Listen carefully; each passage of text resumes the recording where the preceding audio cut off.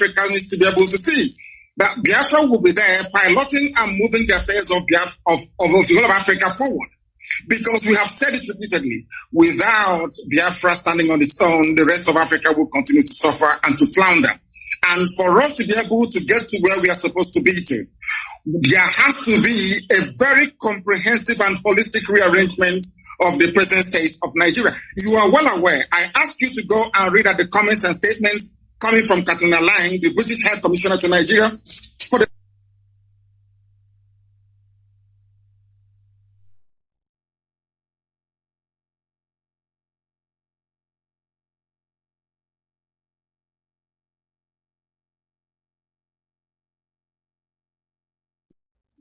every international norm and diplomatic protocol. That's what is happening in Nigeria. Nigeria doesn't exist as a country. It's not a nation. It's not a state. Nigeria is just a merely business enterprise. That everyone with a vested interest in Nigeria, by which I mean most European countries with their companies in the oil and gas sector in Nigeria, all they want to do is to exploit and to take away without adding anything in. Ogoni hasn't been cleaned up. People are dying in River State, right across from Iguacha and then the coastal region. Everywhere you go, there is mayhem and disorder. In Lagos this morning, the same thing. Everywhere you go to, Nigeria is crumbling because there is a palpable agenda of the Fulani Janja with Caliphate to take over the lands belonging to indigenous populations. And we have said no to that. We're not going to allow it, and we're not going to have it. Okay. Thank you very much. You brought me to a very serious question. A question that has been nagging both the locals, Africans on the continent, and the question of external darker forces. You have just mentioned people who are running the show, the oil companies. For example, they are watching. They have never raised anything on BBC, CNN, or international agencies. We don't hear, apart from we struggling as Africans ourselves, these agencies are not helping to say there are human rights abuses in Nigeria. For example, Nigeria, the American embassy closed its consulate in Abuja because of the huge numbers of people applying for asylum to go to the United States.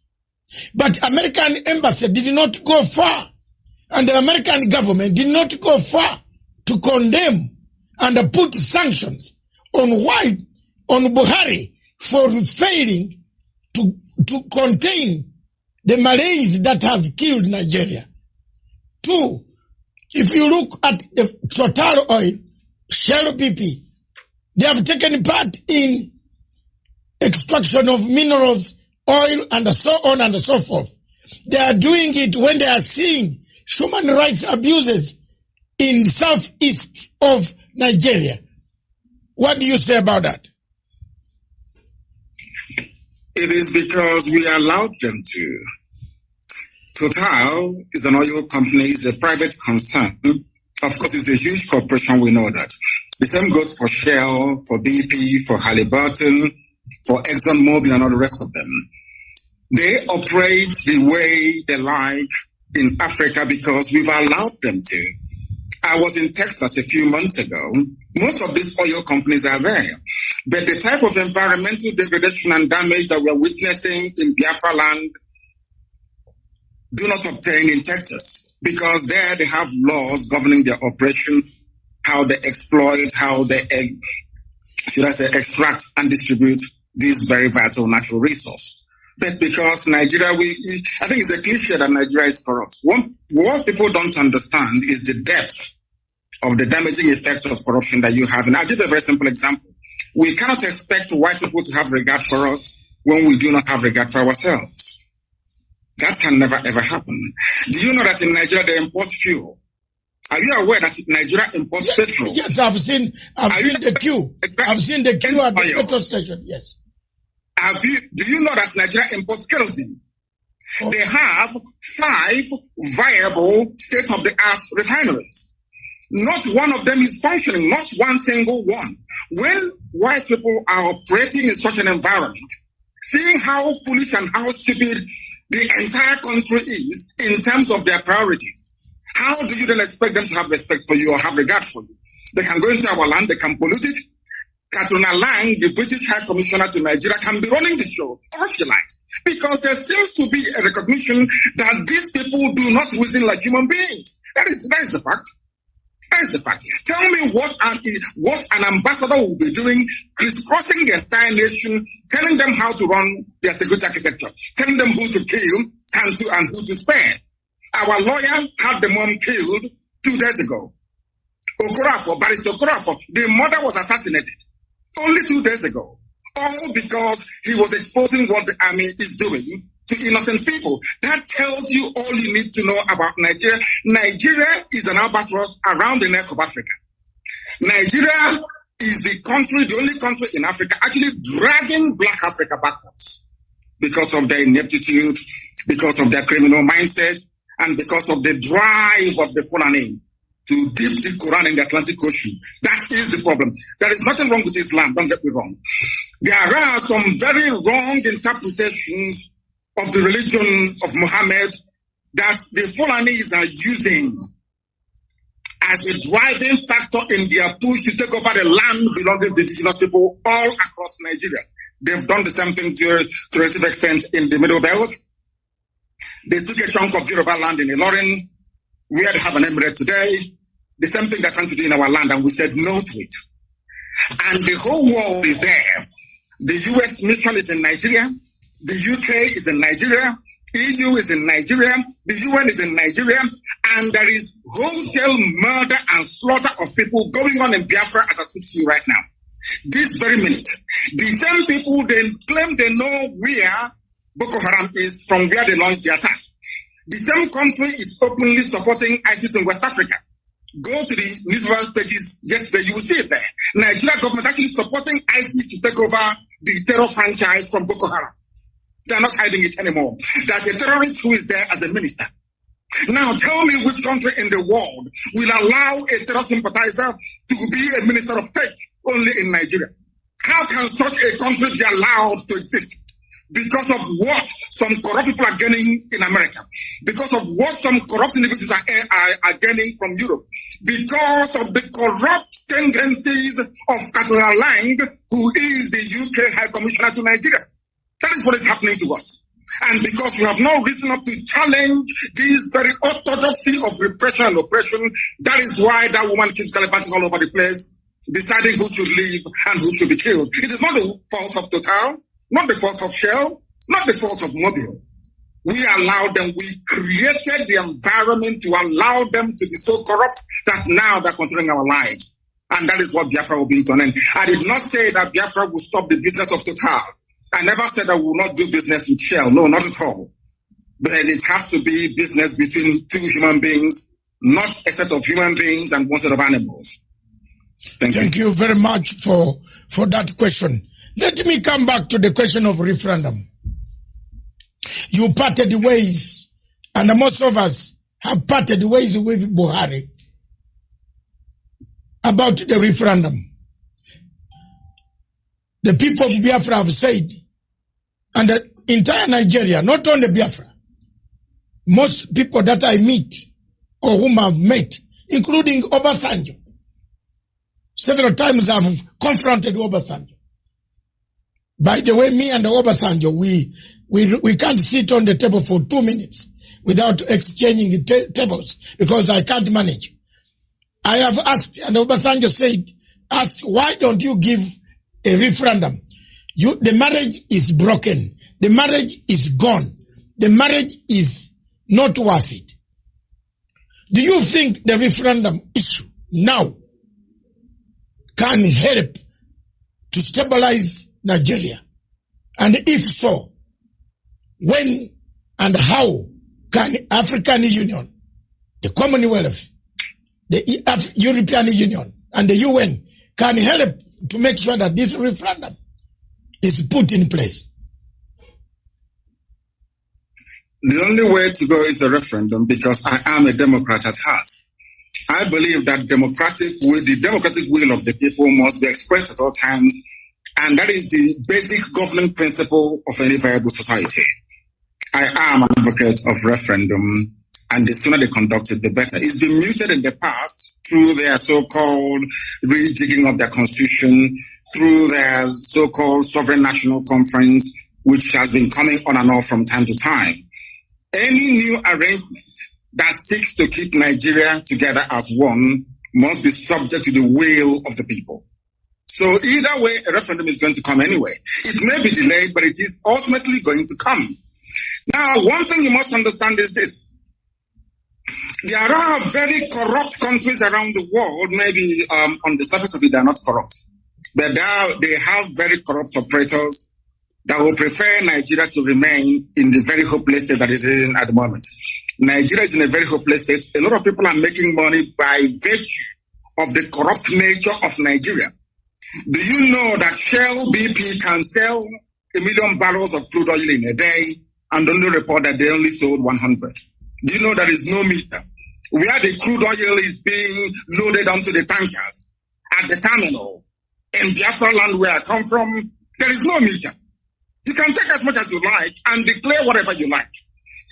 These interests want to keep Nigeria one. Every ambassador to Nigeria gets a welcome handshake of $1 million. Once you're posted to Nigeria from a well-to-do country, so to speak, the ambassador is bribed immediately there and then. That is how you start your work. You will not believe what I'm about to tell you. Do you know that the U.S. ambassador to Nigeria organized, or should I say, convinced the Biden administration to allow the U.S. military to come for an exercise in the Gulf of Guinea in order to checkmate Biafra and Ambazonia, freedom fighters? The same people did not go to the north, where they have Boko Haram, where they have ISIS, where they have Ansaru, where they have Fulani headsmen terrorists. People tormenting, killing, raping, kidnapping, and pillaging on every blessed day they do this. Do you know that it is not the recommendation of the U.S. ambassador to Nigeria that U.S. must commit their troops to the north? But they are in the Gulf of Guinea, exercising, saying that we're there to fight crime both on land and on sea. But there is no crime going on. The places where the crimes are going on are all in the Sharia north. And I want to bring you back to this idea of referendum once again. Do you know that the Northerners, the Fulani people, they agitated for Sharia in the 12 northern Fulani-controlled states of Nigeria, excluding Middle Belt? Do you know that your good friend, as you are saying, Obasanjo, get it to them? It's not my referendum. They're your good friend because I hate him more than you do. Okay. The man is a joke. Let me tell you this. Do you know that the Fulanis campaigned, including Buhari, of course, the late one who is in Saudi Arabia somewhere in a shallow grave? Do you know that these people campaigned for Sharia to be introduced in Fulani-controlled northern states? I think about 12 or 13 states. There was no hoo-ha. Nobody opposed them. In other words, the Fulanis themselves have divided Nigeria into two by virtue of their insistence on having Sharia. That is why today the Chief Justice of Nigeria is a Sharia lawyer, not a secular lawyer, not a secular judge, a Sharia court judge elevated to the position of the Chief Justice of a secular federation. Now you tell me. Your Excellency, Nnamdi Kanu, is this the man, the Chief Justice, who said his papers were eaten by termites? That's correct, yes. It's him. Oh my God. That's the type of yes, continue. It's him. He is a Sharia court. He's an alkali in a Sharia court. But today, he is the Chief Justice of a secular state practicing common law. How do you expect us to accept such nonsense? Who in their right mind will live under such condition? Who in their right mind will? That is what we want Africans to understand. It's not that we hate anybody. We are Pan-Africanists. I want one Africa. I want one united Africa. But an Africa found on the basis of justice, fairness, equity, and progress. Not one found on retrogression, on backwardness, on corruption, on stealing, and on looting. That tells you all you need to know about Nigeria. Can you tell me why they're deploying troops to Biafra at the moment? Killing people every blessed day. The same people drafting or asking their troops to be deployed to Biafra land, they know where Boko Haram are. They know where to find ISIS in the north. But they will not go and confront them. It's only to come to the east to kill people because we are peaceful. Such injustice we are no longer prepared to tolerate. And that is why, referendum or no referendum, we are going. We are going. It's as simple as that. Thank you very much, Your Excellency Nnamdi Kanu. Let me bring you back to 1966. Several constitutions had been negotiated, but none addressed the fundamental question of social justice differences, political tensions, economic marginalization, competition, ethnic imbalances. In all this, from 1966, several constitutions have been brought. People started fighting. In 67, the war ended. Since then, military took power.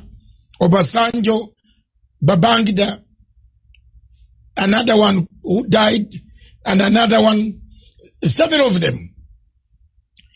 The changes, nobody has been mentioning what ails Nigeria.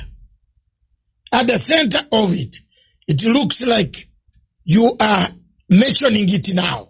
I can see, any observer on Nigeria can see your plight, like just as we can see the plight of many African countries. When you talk of 13 states having Sharia law, a chief justice who says his papers were eaten by termites becomes the chief justice based on Sharia law and using common law. Now, should the changes be made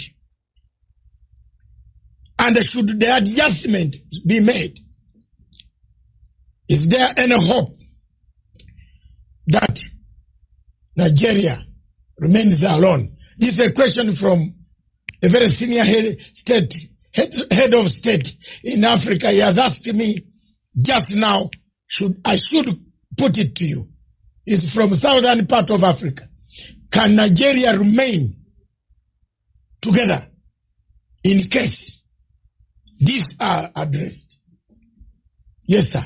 It is up to the people of Nigeria to decide if they want to be together or not. During a referendum or a plebiscite, I'm only entitled to just one vote. Only one vote.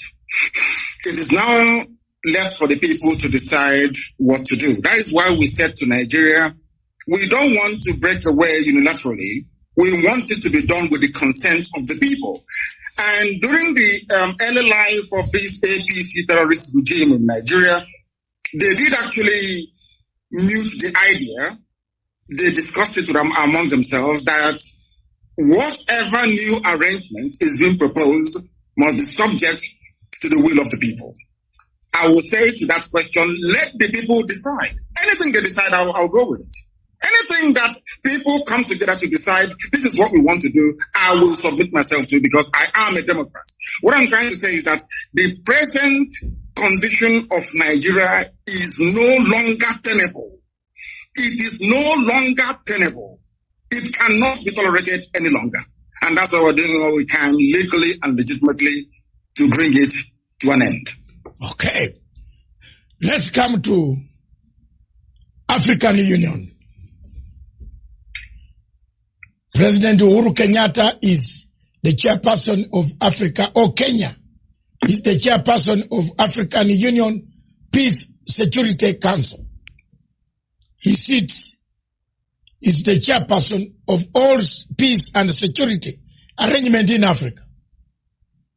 He is also a member of United Nations Security Council, representing Sub-Saharan Africa. He has huge numbers of Nigerians seeking asylum every day in Kenya, Uganda, Tanzania. What do you want him to hear? What do you want him to hear now? What message do you give to them, to the AU, that the situation is not as they think, so that people can wake up and help you? What I want President Uhuru Kenyatta to understand is this. Contrary to all the fallacious lies and misinformation coming from Nigeria, we are not against African unity. We want Africa to prosper. And what is happening from what you said, what they're experiencing now in Kenya and in other East African countries in terms of the huge numbers of people seeking refugee status and asylum is indicative of the decay and the death that Nigeria is going through at the moment. And unless they step in now to do the right thing, believe you me, they will get millions upon millions of people asking for asylum in their countries in no distant future. Let it not be said that the disintegration of Nigeria will somehow bring an end to Africa's cohesion and unity. It is a lie. It's a lie. It will strengthen it. Nigeria is the country dragging Africa backwards, being purportedly the most populous nation, black nation in the world, with vast reserves of oil and gas in my land in Biafra. A lot has been expected of Nigeria over the years, but each time they have failed. If you go to a place like Rwanda that I'm sure you have been to, if you go to Kigali and see what Paul Kagame has been able to do with meager resources that they have, I'm sure the same transformation is taking place all across Ethiopia, taking place all across Kenya. You can see viability of economic life and prospect. None of that exists in Nigeria. They only sell crude oil and they import everything, including refined petrol as well. What I want African leaders to understand today is this, that Nigeria is the problem of Africa. If you terminate Nigeria, it's like a cancer growing somewhere on the body of Africa. Once you get rid of Nigeria, believe you me, Africa will spring to life. Let them not be deceived. Don't allow yourselves to be deceived to think that we need this huge country with huge population and vast natural resources to be relevant in the world, on the world stage. That is a lie. Because the size of Nigeria, the way it is today, was predetermined by our colonial masters. Britain said, we want to use Nigeria to influence every other country in Africa. That was their game plan. Britain wanted to control Africa through Nigeria. It's there in the official documents. And I'm saying to Africans today, don't allow that to happen. As you say, the level of Fulani mediocrity in Nigeria has made it almost impossible. The best way for us to go is for Africans to understand that Nigeria is a tumor, a cancerous tumor, very dangerous one. Cut it out and Africa will be free. Okay. Thank you very much. I just want you to take a slow pace now. I want to come to ask a question that has happened to me also. We seem to be swimming in the same field. That's why you see we are the same. The loss of your parents, you did not attend. I also did not attend. The death of my father, I have never buried him. I am in the same category like you. I want us to go slow and say, you were not allowed to attend to bury your parents. How did you handle this? I know I am slightly older than you in years. I have handled. Are you sure? Yes, I am. Are you sure? I'm 65. My goodness, you look very young. Yes, I'm 65. And that's very good. I have, when I lost my parents, I was also in exile in Britain, and I could not bury them. How did you yourself handle this matter, and how do you encourage others? There are millions of refugees on the African continent, in South Sudan. Some of them don't know where their parents are. But the people have gone to make political leadership, but they have forgotten accountability. That's why South Sudan peace process is collapsing, because there's no accountability. So how did you handle that? And did it encourage you and give you resolve to keep pushing for a better Nigeria or a better Biafra? Please. It kept me pushing for a better society for everybody. Everybody, not just within Biafra or within the wider Nigeria, but across Africa as a whole. Because what concerns one black person actually should concern another black person as well. I put my parents' murder by the Nigerian state into context. The only thing that matters to me is the freedom for Biafra, of which I am prepared to pay whatever price that God requires of me to pay in order to ensure that Biafrans are set free. That was how I managed to, should I say, compartmentalize that very grief at that moment in time. And I might also add that my mother-in-law is dead as a result of the same thing. 2 days ago, one of our lead attorneys, they actually threw a hand grenade into the mother's car and killed her and burnt her body only 2 days ago.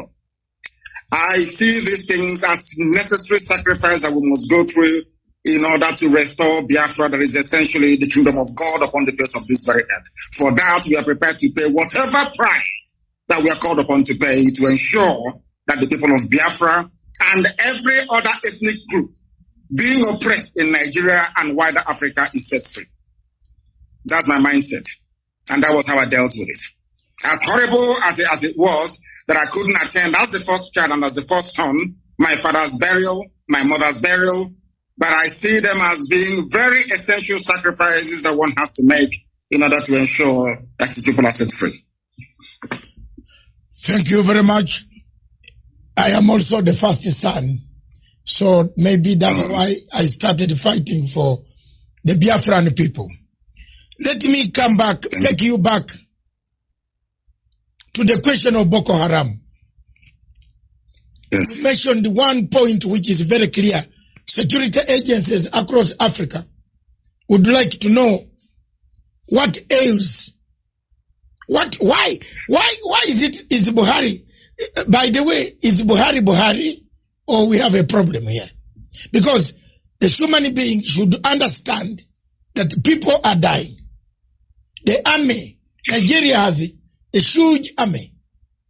Is the army a coward? Are they cowards? Do they protect who? Are they protecting the territory of Nigeria? How does the army allow people to come and kidnap citizens, take them, then in piecemeal release them 2, 3, 4 back? Who are these?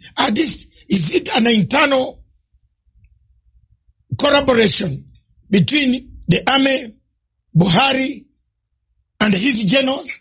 Who is commanding this army? Surely the army that cannot even rescue 5 students from girls who have been abducted. What type of army is this?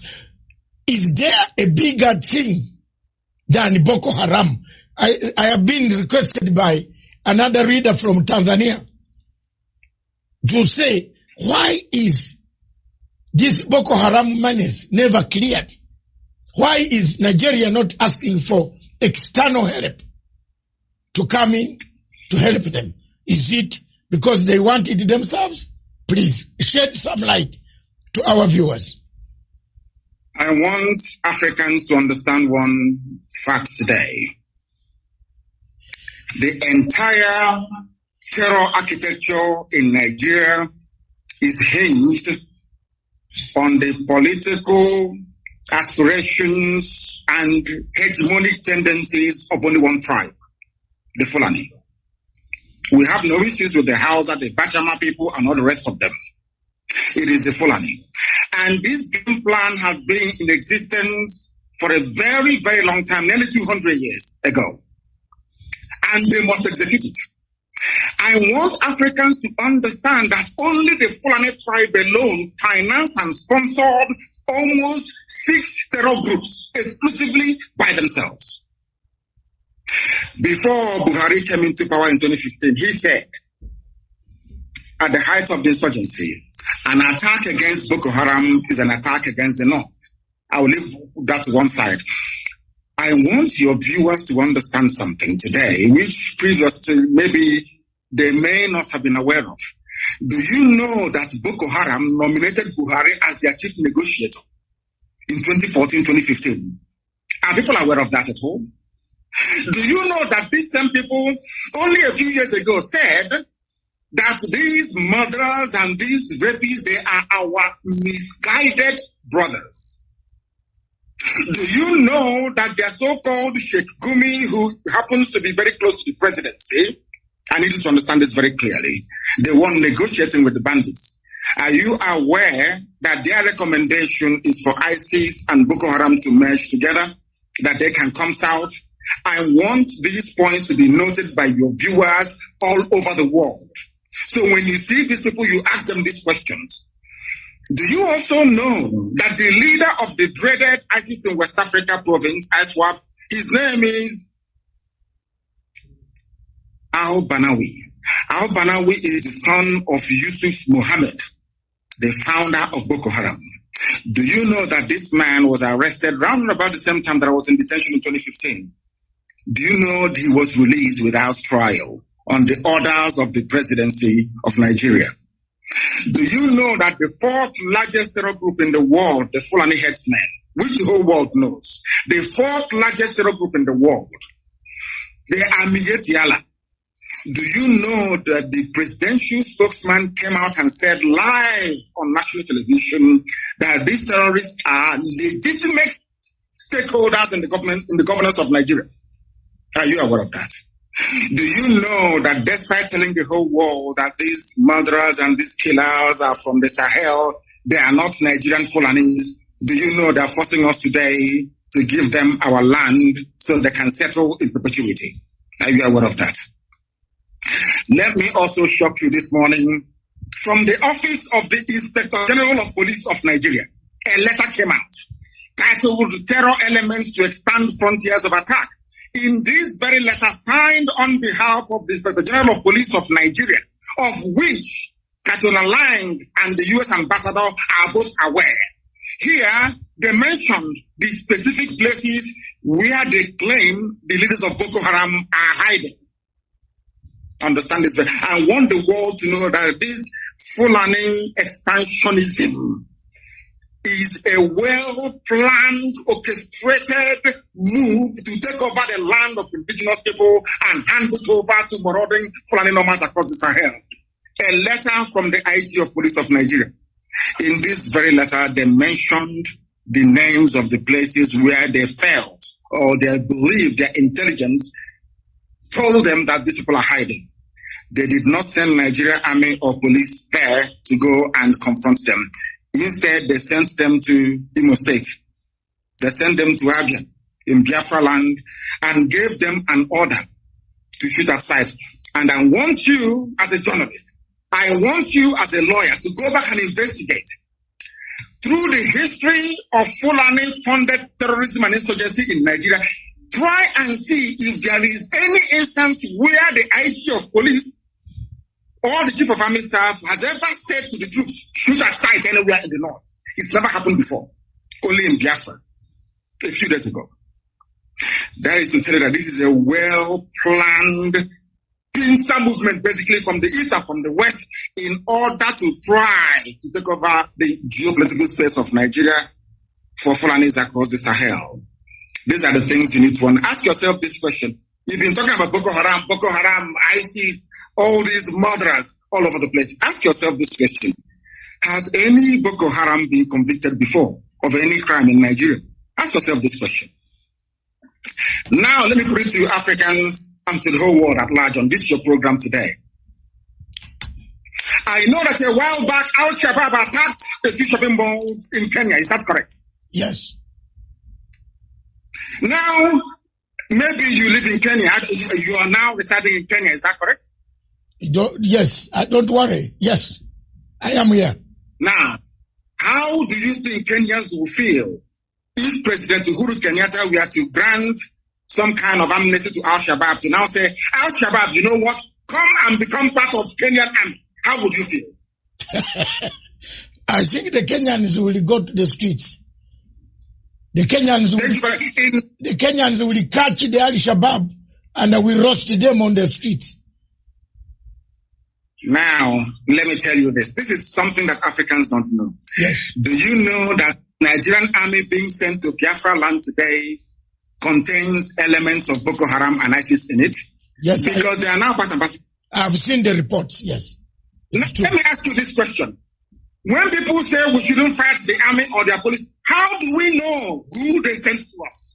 How can you distinguish between a terrorist in army uniform and a serving patriot in Nigerian army?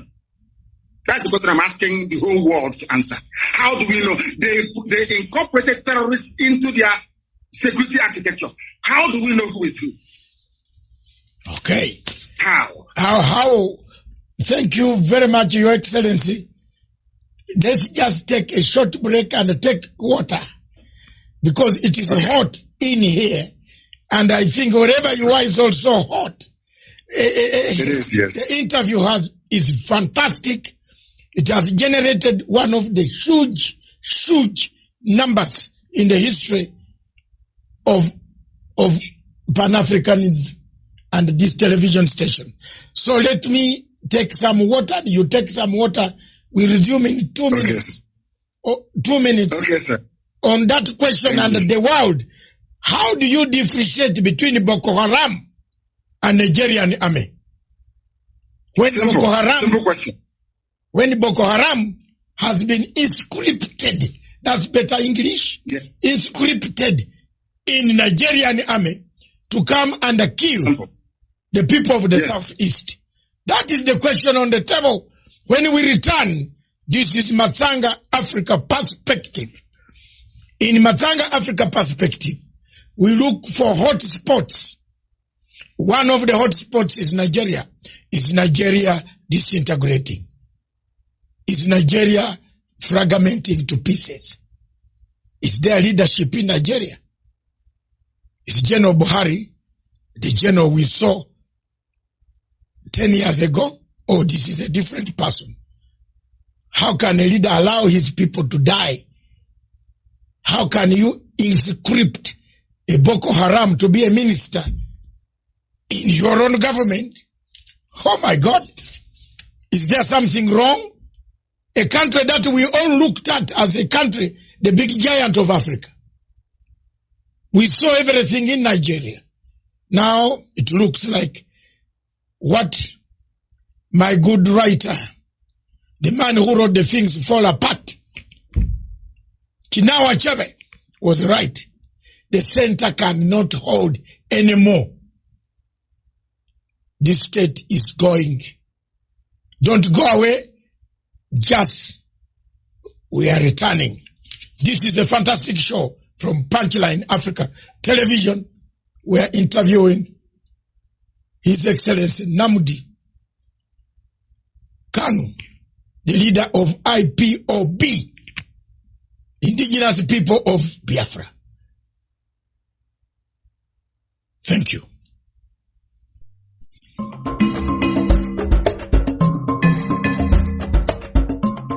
Conflicts exist on this continent. One of the most ranging conflicts on the continent of Africa is the question of Biafra. From 1965 or before that, the Biafrans had their own institutions. Before the colonial master arrived, they have agitated themselves, they have told the world they want fair treatment in a nation called Nigeria. Successive regimes have always trampled upon the rights of the people of Biafra, destroyed them, killed their younger men, assassinated many, deported many, excluded many, forceful deportation out of your own country. Time has come for the new generation in 2020, 2021, 2022, for people to sit down to find an everlasting solution to the conflict that is around that region. President Buhari promised us that he will finish in 100 days, the first term of office. Boko Haram will be dead. Today is finishing his second term. Boko Haram is even more vibrant than his own shoes. We have landed in very serious murky waters that the people of Nigeria don't know which direction they are going. The people of Nigeria, a big country with a big population, an economic hub of West Africa and Africa, with the biggest reserves of oil, still lingers in poverty. The poverty and the rich gaps in Nigeria are wider than the distance between Mars and Earth. What can we do for our countries in Africa? How do we unite? For us, our role is to speak, to defend the voiceless, to chart our way forward, to find a solution. The only way solution can be got on the Biafran issues, the referendum, which Buhari and the government president have refused. But sincerely speaking, Nigeria needs rearrangement. If that rearrangement does not come today, tomorrow, or the other day, one day it is going to explode. People can be pushed, but they cannot be pushed beyond what Biafrans have been pushed. The suffering is too much. Pictures that I cannot show on this television. I call upon President Uhuru Kenyatta as a member of the United Nations Security Council to see that some of these problems should be resolved and a resolution is passed of sitting down to understand the difficulties of the nations, especially in Nigeria, in Cameroon, because the problem of Biafra is also similar to the problem of Amazonia. The English-speaking people have no say in Cameroon. They are taken as second-class citizens. Biafrans are also taken as second-class citizens in a country called Nigeria.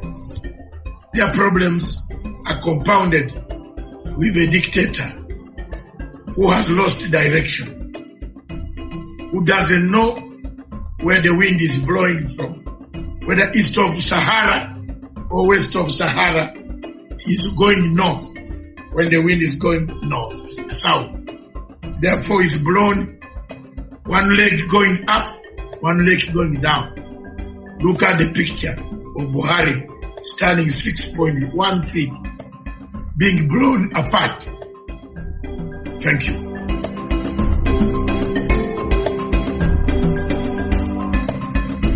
Back to Punchline Africa Television. Our show is Matanga Africa Perspective. In Matanga Africa Perspective, we look at what ails Africa, what kills Africa, what makes Africa be called a continent of savages.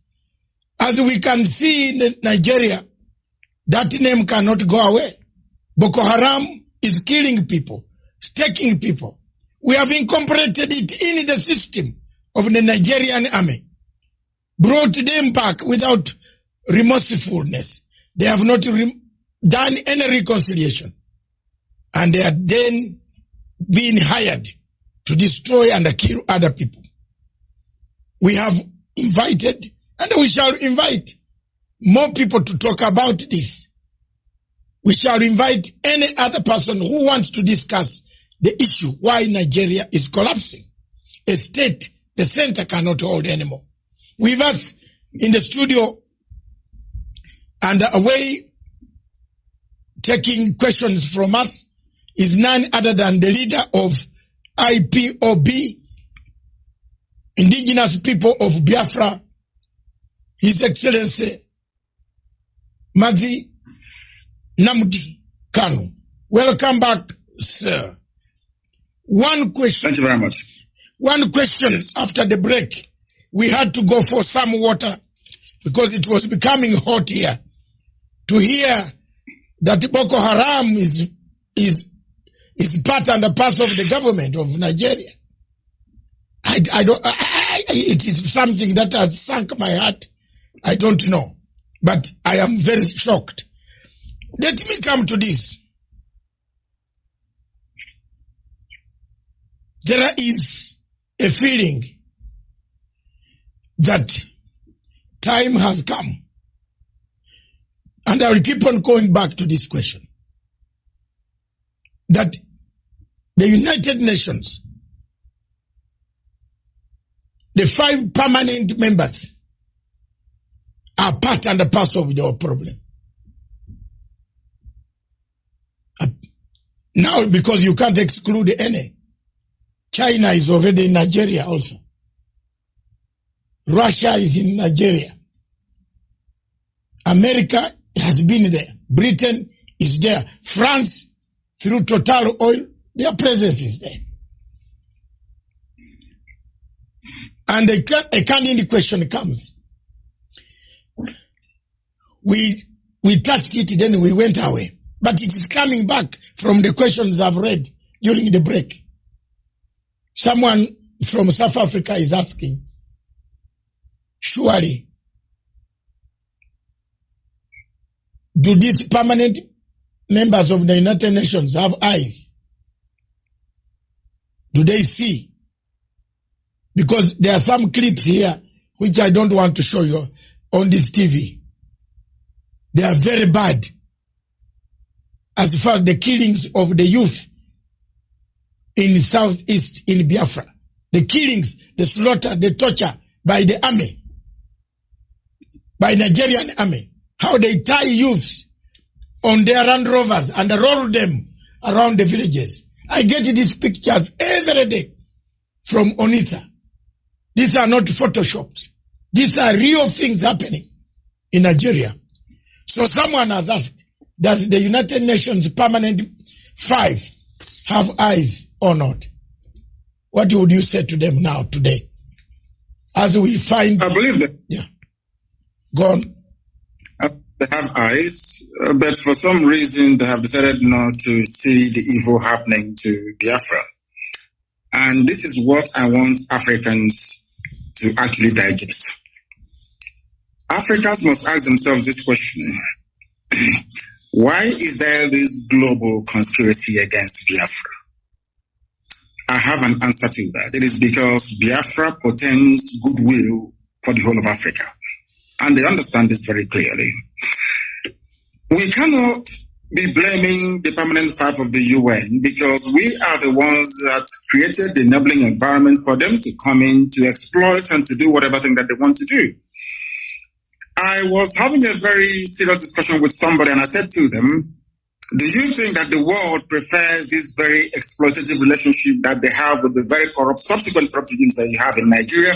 The person said yes, and I said no. The answer is no. USA is more concerned about trade with Japan and EU more than they will with Nigeria. Because in all these economies, people want where they can ship their goods and services to be purchased. They needed to have the spending power. That was the reason behind the USA helping Germany to stand on its feet after the Second World War. The reconstruction of Europe by the US government was driven by economic self-preservation. People would want an Africa that is viable, an Africa that will be like the Southeast Asia, where high goods and services can be traded with ease. Not this very almost primitive, exploitative relationship that they have in places like Nigeria. I don't blame China. I don't even blame Britain. I don't blame Halliburton USA. I don't blame Ajib of Italy. I don't blame Shell of Netherlands. I don't blame any of these people. We are the ones that allowed them to come to exploit us. So we cannot blame them. See, in life, when you allow yourself to become a victim and you keep playing the victim card all the time, you go into, your mindset will go into a very vicious cycle of this victimhood and you can never come out of it. And I'm saying to Black African people all over the world, if you believe in the equality of every man born, if you believe that all men were created equal by God, then anything white people can do, so also can you do it. If we cannot do what Europeans can do, what Americans can do, what South Americans can do, what Asians can do, we cannot lay any claim at all to human equality. It is our fault, not the fault of the permanent five. I go back to what I said before. It was these same people that gave oil and gas concessions to the United Kingdom. That was why they prosecuted the Biafran war for them. It wasn't a white man. These were black people. Gowon is a black man. It was Gowon that said no to restructuring. Obasanjo fought on the side of the colonial masters. That is the history of Africa. Joining your oppressors to defeat your own people. That's exactly what is playing out in Nigeria. Nothing more, nothing less. I cannot possibly apportion blame to anybody whatsoever. We should be blaming ourselves. Because in Africa, we tend to blame other people all the time. Whereas the fault lies with us. The fault is ours. I remember one thing that the Chinese government said in 1999 when they took back Hong Kong. Chinese government said the 100 years of shame has come to an end. They never blamed anybody. They never blamed the British. They blamed themselves for losing Hong Kong in the first place to the British. And that is how real men should be able to appraise their condition. That we are poor, we are ravaged by poverty, disease, ignorance, and backwardness in Africa is our fault. Not the fault of the Europeans. If we decide to rise up tomorrow to say enough is enough, believe you me, we can transform Africa within only 2 years. After all, Paul Kagame is doing something in Kigali. Why can't we replicate it everywhere else? We must learn to put our people first. When a head of state gets up in the morning and buys a property in Europe, what do you expect? That means you don't love your people. When he gets up in the morning and decides to buy a private jet, that means he doesn't love his people. And these are clear facts. I cannot blame anybody for our plight. I blame ourselves for it. And that is why we are rising up. And I want to make this thing categorically clear so that the whole world can understand me. It doesn't matter what they do. It doesn't matter what the greatest powers on this earth does in relation to Nigeria. Biafra is going to be free, or we all die in the process. I swear to God Almighty in heaven. Death is better than what we are passing through right now in that zoo called Nigeria. And we must be free. I said must. We are not begging anybody for it. It's about, before the white man came, there was Biafra. Before Britain was created, Biafra existed for over 5,000 years before the formation of Britain. How did they decide where I should live? How did they decide which identity I should have? How can a white man come from Europe and decide to call me a Nigerian? What is the meaning of Nigeria? Nobody knows. We must go back to who we are. Be proud of who we are. I am a proud Biafran. I can never be a proud Nigerian because the name Nigeria has no meaning. No meaning whatsoever. Not even in Swahili, it has no meaning. How can a white man come and create a country for me in Africa and I be holding their flag running up and down saying this is my country? Who said so? Can I go to Europe and create a country in Europe for them? On what basis is our argument of human equality when Europeans can come to Africa and create countries? We cannot go to Europe to create countries. How can that be equality? Oh, that is why racist towards us. And that is why we must rise up now, not tomorrow, to support Biafra. Biafra is the beginning of the true emancipation of black people. Ask Julius Nyerere and he will tell you. Thank you. Julius Nyerere, indeed. In 1967, the late Julius Nyerere was the first man with Dr. Milton Obote. That's why I, on this microphone, I still carry the flag of Dr. Milton Obote. They are the first countries in Africa to recognize Biafra. So in case people are asking why we have interest in Biafra, I follow both the leaders because I have lived in Tanzania. and I'm a Ugandan. And I live in Kenya. I live in Europe. I'm a global citizen. I follow Pan-Africanism. Indeed, one other question before I bring this to your side, you address your people, and then we make it, call it a day. We have covered most of the things. Some of them you will bring them in your own address, which you will be given a chance to do so in 15 minutes also. There are so many ways, constitutional ways, of struggling for freedom. I believe you know where I'm going now. What's this? We have tried. For over 10 years you have tried. You have done so well. You have awoken the people and said, wake up. We are being slashed one by one. Buhari has allowed people to buy daggers. You know, I saw my investigative journalist came across 100,000 daggers. How do you buy daggers for who? You import daggers. Are there so many cows to slaughter in that place? I looked at it and said, these are daggers to come and kill other people. If the constitutional route of referendum fails, what other constitutional means would you use? We insist on constitutionality. Yes. And we are going to have it. When Reverend Dr. Martin Luther King started to try to rearrange the social order in America, some people felt it was impossible to do, but eventually he succeeded. When Nelson Mandela, and I'm sure your good self, and all other anti-apartheid campaigners started, even with the support of Margaret Thatcher and Ronald Reagan, this is something people don't know, that Ronald Reagan, a very powerful president of the US, and Margaret Thatcher, of course, a young lady, they also supported apartheid South Africa. They did. They were the ones that labeled ANC a terrorist group. Some people don't know this. It was only a few years ago that the name of Mandela was, should I say, erased from the logbook of terrorists in the United States of America. People don't know this. We are going to insist on what is ours and what is right. We've been occupying our land in perpetuity since the creation of man on this very earth. Somebody came and decided to change our identity, and we said no. The person said, okay, if I'm leaving, I'm going to hand you over to a more brutal caretaker, which are the Fulanis in this case. And that is why they're killing us and killing us till tomorrow. I want to draw your attention to something very, very critical. The order given by the Inspector General of Police of Nigeria to predominantly Fulani soldiers and Fulani police people to go to Biafra land to kill people. Had this announcement been made by any other police chief anywhere in the world, believe you me, there will be someone to appear in hate the next day. I want to read for your audience. I'm going to quote him verbatim what he said.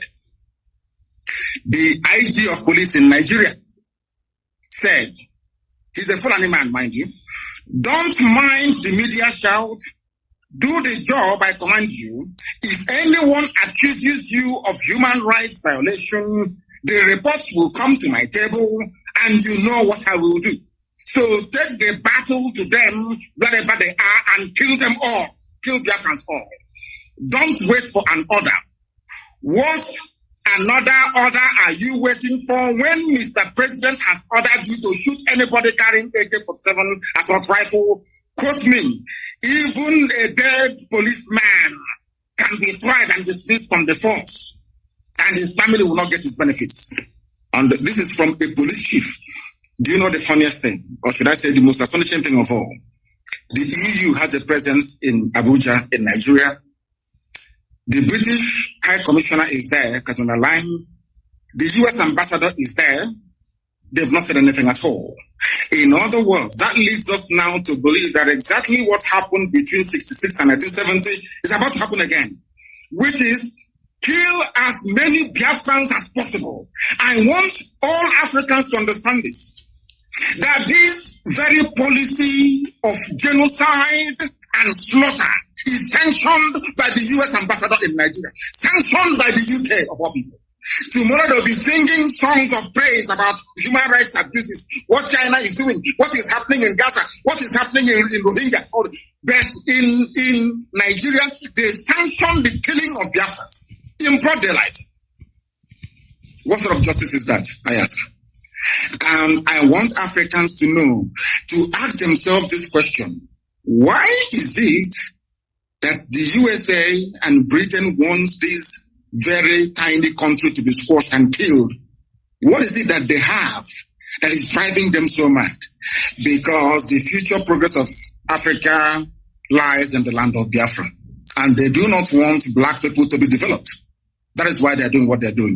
Look at a whole, should I say, high commission running all over the place, telling the country how to be run. The same things that from Nkrumah, Julius Nyerere, Azikiwe, all of them, Patrice Lumumba, Jomo Kenyatta fought. The same thing that Mandela fought. Black people are now tolerating it. The same thing we are fighting. We want independence, we want self-rule today, this very morning or afternoon or evening. One single woman is crossing the whole of Nigeria, telling the Nigerian police who to kill, telling them who to shoot at. Now tell me how I can be in a country where the chief of police have targeted my people for extermination and the whole world is quiet. Tomorrow they'll start blaming us for one thing or the other. But we're not backing down because Biafra is coming, and I assure you no Jupiter can stop it. Thank you. Thank you very much. I just want to ask my final question. What does the future look like for Biafra? I'm interested in that. What does the future? Because let me come first. I've struggled for Sudan. My television and my TV struggled for Gambia. You remember you were listening to me when Yaya Jammeh switched off all television stations in Gambia.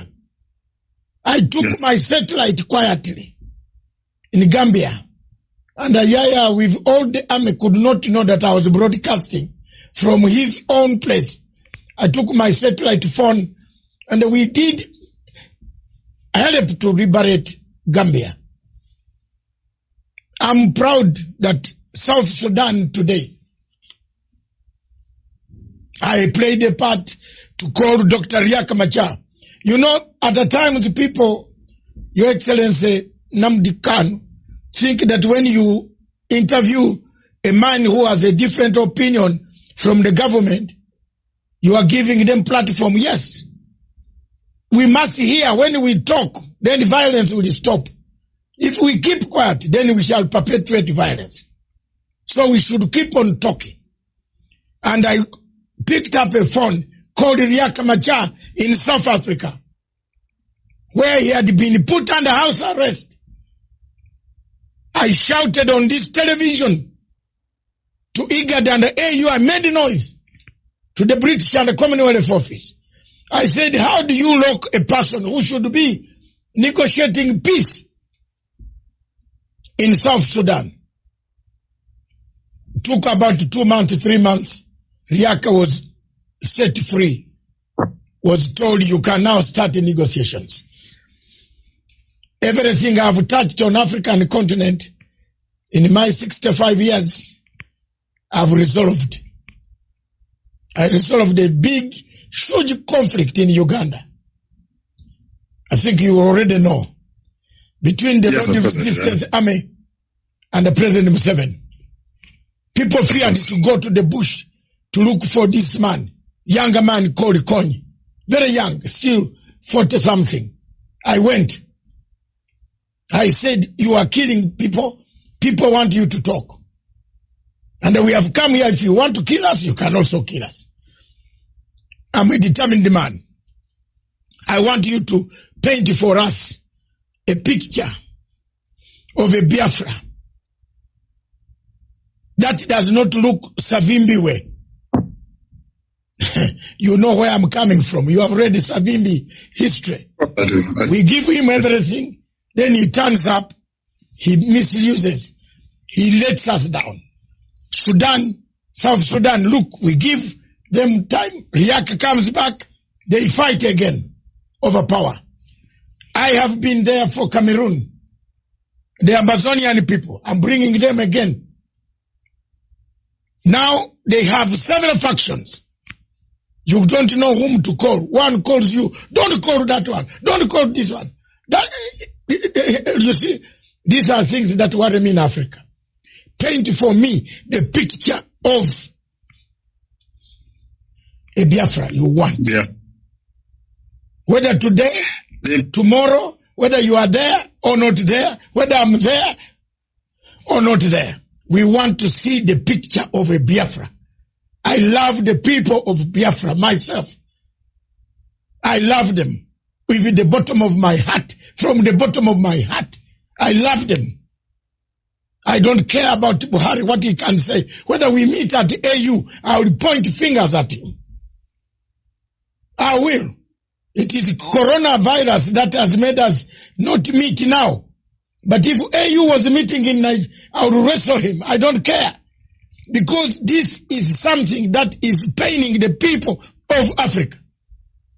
And you can't wear long counsel, these long clothes, and come there to impress us with your perfume when people are dying. Therefore, I want you to paint for me a picture of a Biafra.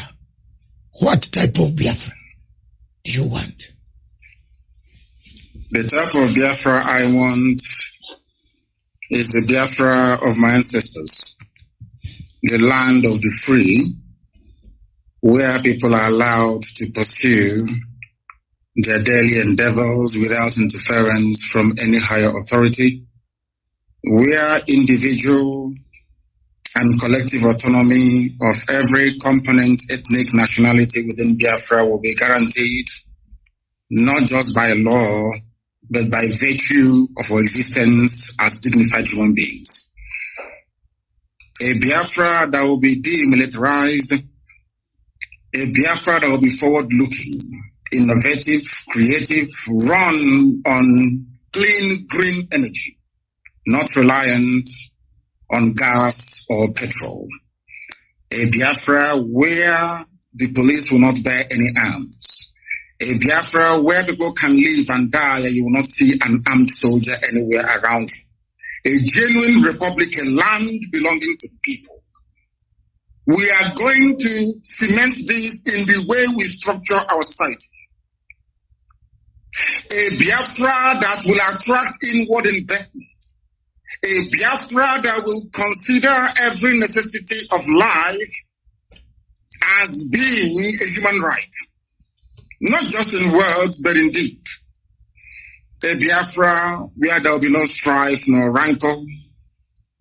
A Biafra where all men and women will be equal, regardless of their religion, their sex, their creed, their orientation.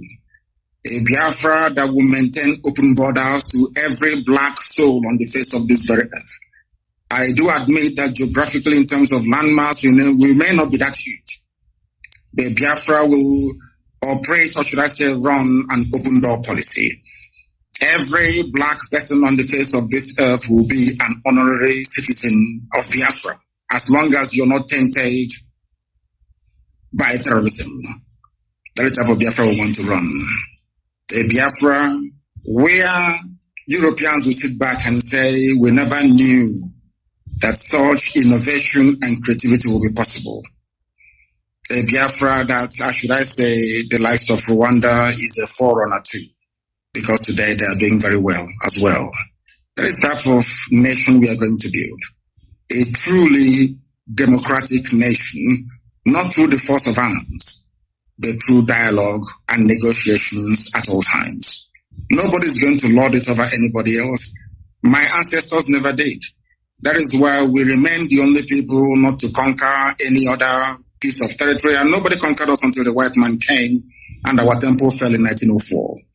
That is the land we're going to go back to.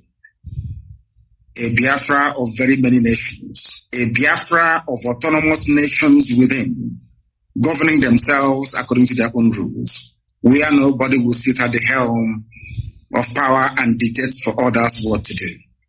And we are going to accomplish it by the grace of God Almighty in heaven. Now, I know that constant references are being made to Southern Sudan. But I want to let people understand that even after the USA became free from British colonial rule, they also went through a very bitter civil war. And that did not stop them today from becoming preeminent in every sphere of human endeavor.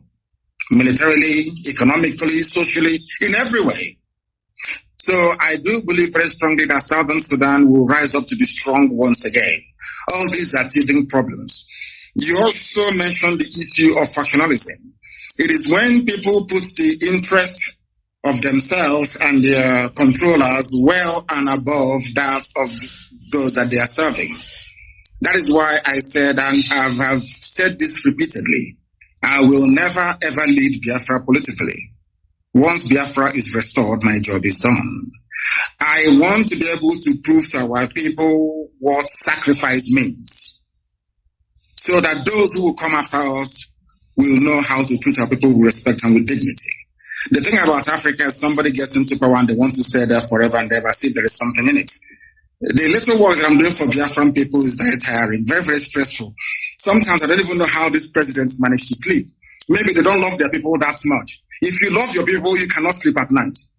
Any president in Africa who is not suffering from high blood pressure, you are not sick. That means you're doing something wrong. You're not doing what you're supposed to do. If you're concerned about your people, then I expect you to be very ill at all times. So that is the type of Biafra that we need. That's the type of Biafra we're going to have. A type of Biafra where the wealth, well-being of Sub-Saharan Africa flows from. And I can assure you we are going to deliver it. We will deliver it. The Pan-Africanism that we talk about is going to start from Biafra, because mind you, I did not say that we're just going to have Biafra and then we shut up all the borders. No. What we want to do is to return to our organic political cultural arrangement. Should Biafrans wake up the next day to say, oh, we want to be the same country with Oduduwa, all well and good. Should Biafrans wake up and say, oh, we want to expand into Amazonia, all well and good. As long as you take the consent of the people with you, this nonsense that the Europeans did in Africa, we want to reverse it. That God Almighty heaven may look down and be very proud to say that at last, I have people who are after my heart, and that's what we intend to do with Biafra. Thank you very much. Thank you very much. Viewers, we seem to have covered most of the areas. It is the first time, and it's not going to be the last time. Until we liberate, until we achieve the objectives, the aims, the vision of a better people on the African continent. His Excellency Mazi Nnamdi Kanu will return at one time to give us his other views. By then messages, today the leaders in Africa watching for your information, I linked this to South African President Ramaphosa. I linked this to, of course, the president here. His handlers are watching. President Emerson Mnangagwa, Office of Foreign Affairs, and his President's Office, they are watching. Several SADC members and several African, Your Excellency, the Pan-African President in Kampala, President Yoweri Kaguta Museveni, he has added another name, which is very complicated.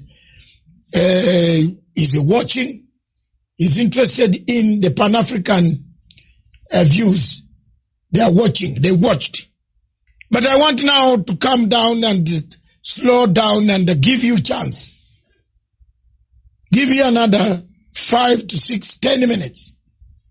Enjoy them. Tell your people the message. Send it to them. Billions of them, millions and millions of them as we talk, in Onitsha, in Abra, in all those places, in all those states in Southeast, those who are suffering under the heavy disguised Boko Haram terrorists who have invaded, they are embedded in Nigerian army, coming to kill people. Give them hope. Give them hope that salvation is on the way. Give them hope that tomorrow will be a better tomorrow. Give them hope that Africa is aware. Give them hope that the world is not doing nothing. What we have done today has enlightened so many people, so many countries that have Nigerian refugees who are fleeing because Nigeria is disintegrating. They are benefiting from this program. And it affects the security of the entire Africa.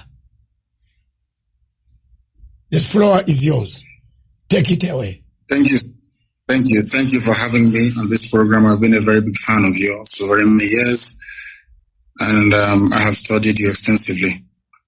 Once again, accept my most humblest respect to you and to the entire crew that put this thing together today. I want our people to understand one very thing. At the end of this very race, Biafra is going to emerge. It doesn't matter what anybody does. And to our African friends and brethren, I want them to also understand this. We talk about Pan-Africanism. Pan-Africanism cannot take off without Biafra, because we do need a genuinely free country in Africa to be able to drive that very critical and important initiative. We are seeking to build a country that God Almighty in heaven will be very proud of. And though the Janjaweed, the Fulani Caliphate, have sent their armies of conquest into our land, that this very day, we don't even know if those who are killing us are doing so on behalf of the Nigerian state or they're doing it on behalf of the Islamic Caliphate. Because as we well know, ISIS is now in Niger State. Very soon they'll be in Kogi, and then from Kogi they'll come into Anambra, and the real war will begin. Remember, very many years ago, I told you one very critical point for you to bear in mind at all times. So basically to guide you in all your deliberations and your thinking about Biafra. They are going to kill us. That is true. But that is not going to stop Biafra from coming. We are going to do all we can to defend our land and to defend our people. The whole world may appear to be against us, but we have done nothing wrong. That is the most frightening thing about this whole thing. If you ask the world, what did Biafra do wrong to you? Nobody can tell. Nobody can actually explain to you properly.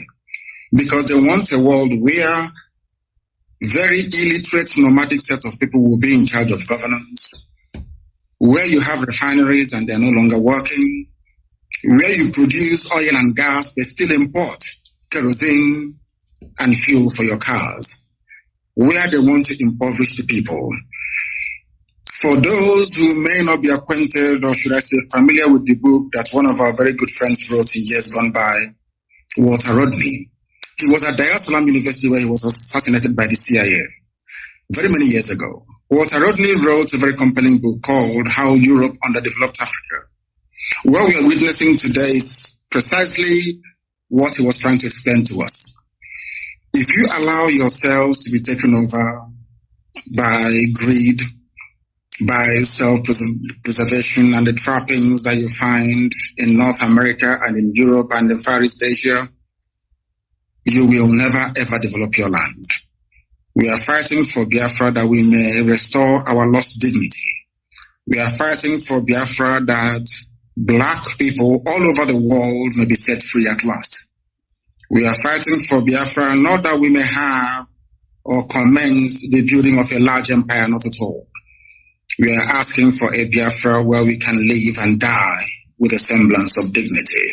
Because right now people are dying, but there isn't any dignity.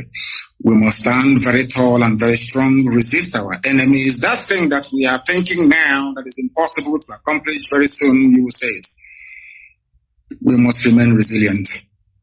We must remain devoted. We must remain unflappable. We are not going to retreat, not one iota.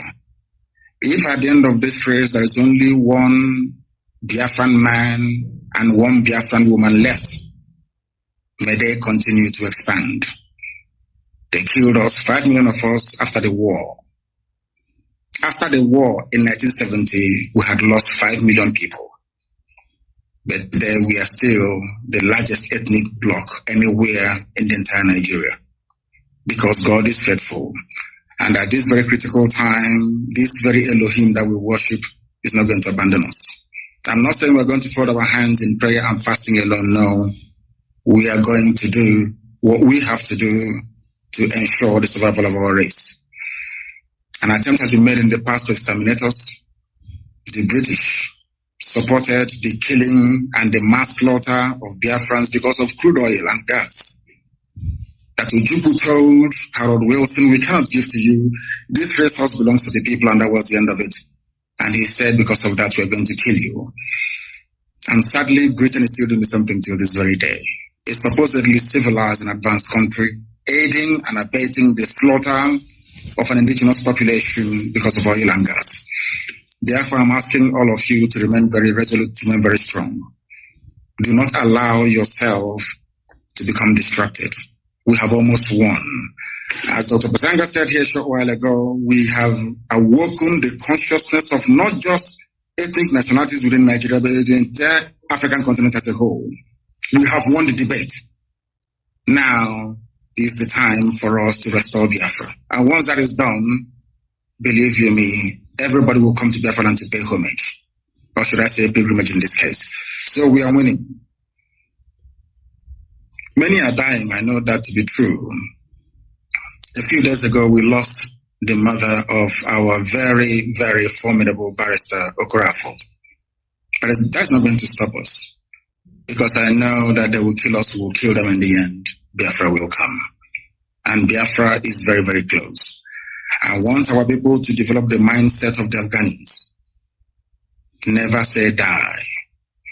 There were a group of people called the Mau Mau in Kenya.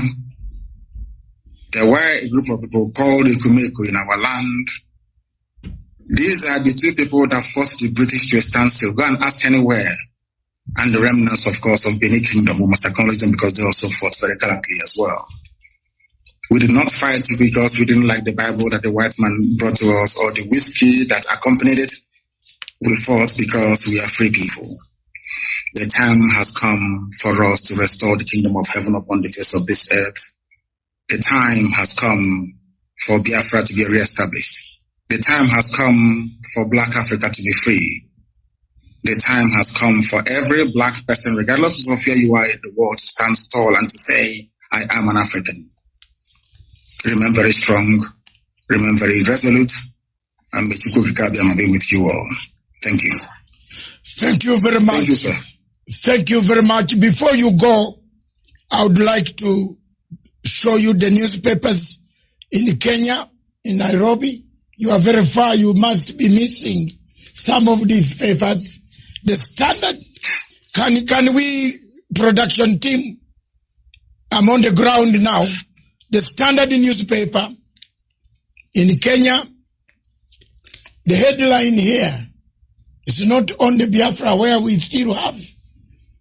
The only problem in Kenya, we don't have a crisis of dividing a nation.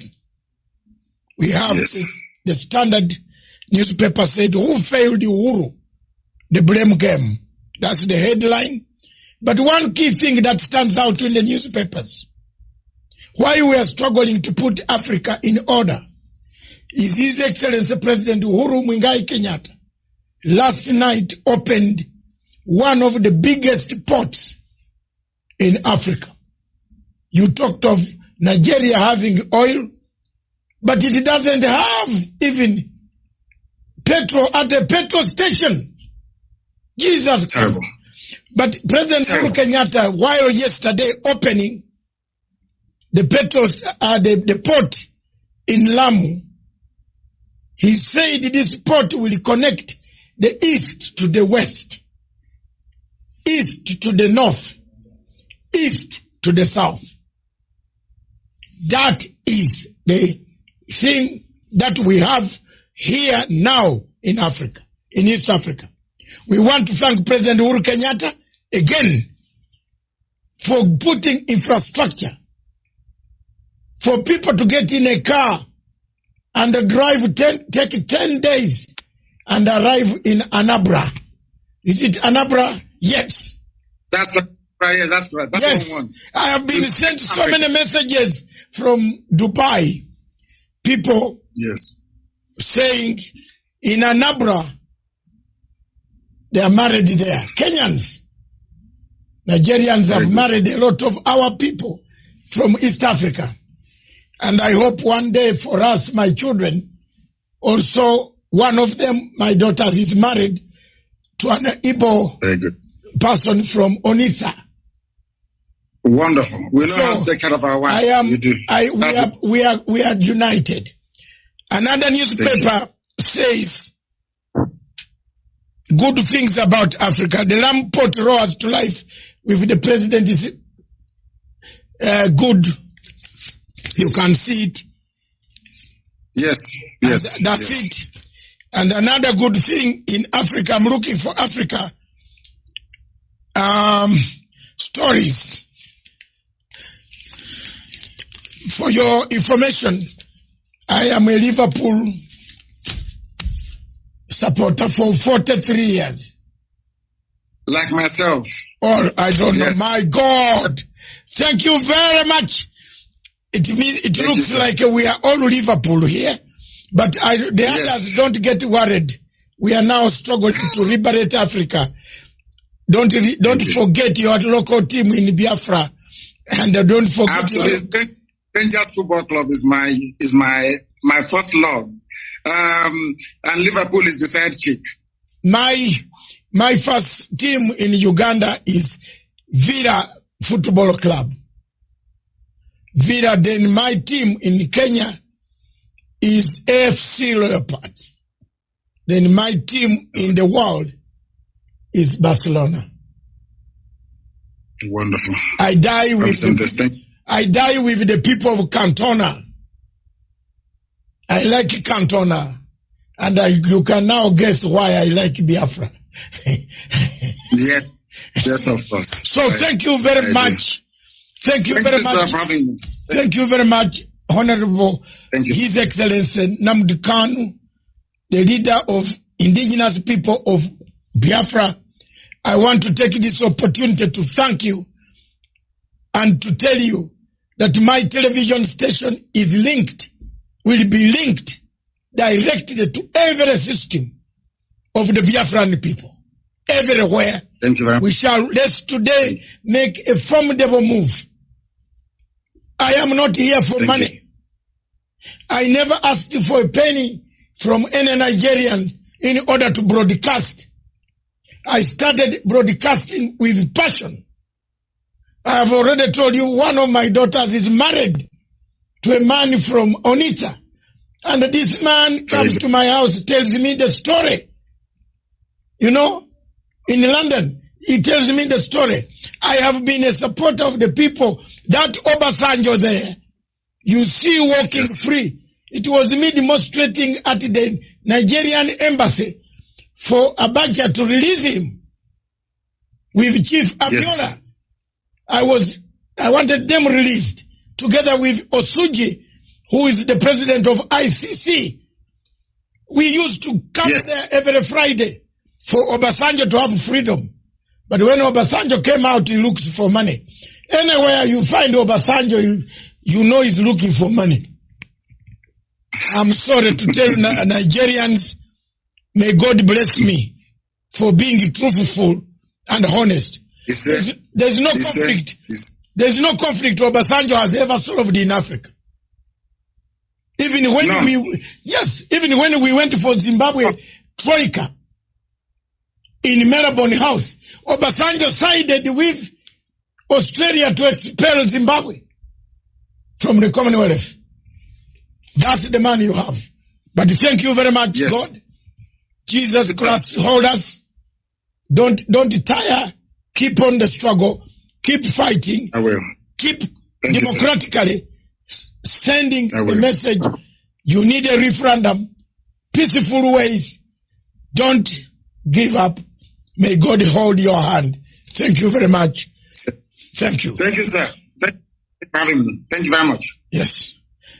Viewers, this station, therefore, is for Africa, by Africa, with Africa. Long live Africa. Charles.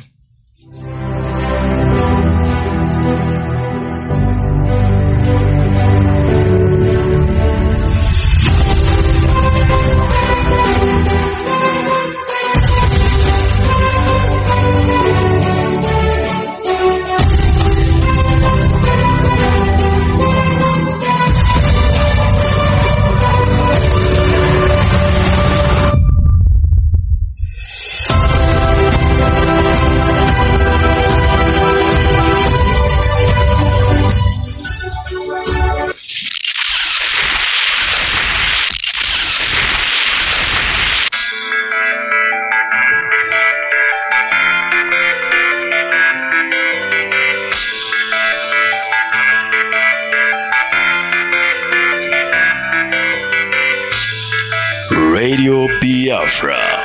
We saturate the whole of Biafra land. Wherever you are, just touch the dial 102.1 FM.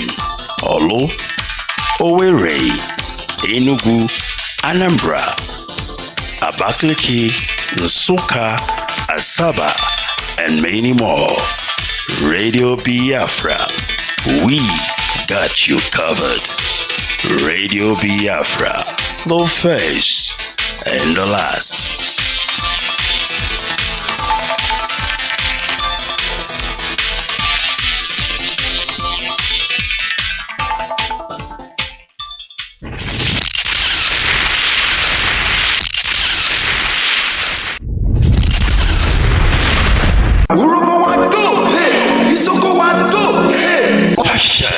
We are one family, indivisible.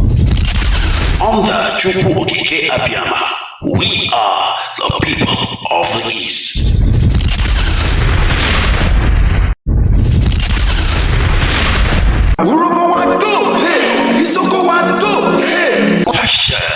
We are one family, indivisible. Under Chukwu Okike Abiyama, we are the people of the East.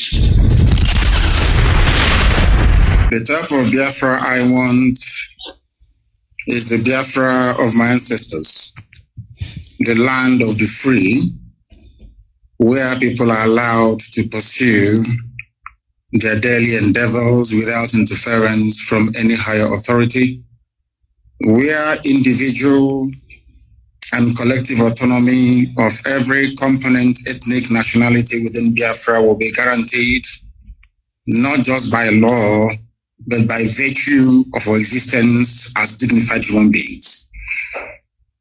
A Biafra that will be demilitarized, a Biafra that will be forward-looking, innovative, creative, run on clean, green energy, not reliant on gas or petrol. A Biafra where the police will not bear any arms. A Biafra where people can live and die and you will not see an armed soldier anywhere around you. A genuine republic, a land belonging to the people. We are going to cement this in the way we structure our society. A Biafra that will attract inward investments. A Biafra that will consider every necessity of life as being a human right. Not just in words, but in deed. A Biafra where there will be no strife nor rancor. A Biafra where all men and women will be equal, regardless of their religion, their sex, their creed, their orientation. A Biafra that will maintain open borders to every black soul on the face of this very earth. I do admit that geographically, in terms of landmass, we may not be that huge. The Biafra will operate, or should I say, run an open door policy. every black person on the face of this earth will be an honorary citizen of Biafra, as long as you're not tainted by terrorism. That is the type of Biafra we want to run. A Biafra where Europeans will sit back and say, we never knew that such innovation and creativity will be possible. A Biafra that, should I say, the likes of Rwanda is a forerunner to, because today they are doing very well as well. That is the type of nation we are going to build. A truly democratic nation, not through the force of arms, but through dialogue and negotiations at all times. Nobody's going to lord it over anybody else. My ancestors never did. That is why we remain the only people not to conquer any other piece of territory, and nobody conquered us until the white man came and our temple fell in 1904. That is the land we are going to go back to. A Biafra of very many nations, a Biafra of autonomous nations within, governing themselves according to their own rules, where nobody will sit at the helm of power and dictate for others what to do. And we are going to accomplish it by the grace of God Almighty in heaven. Now, I know that constant references are being made to Southern Sudan.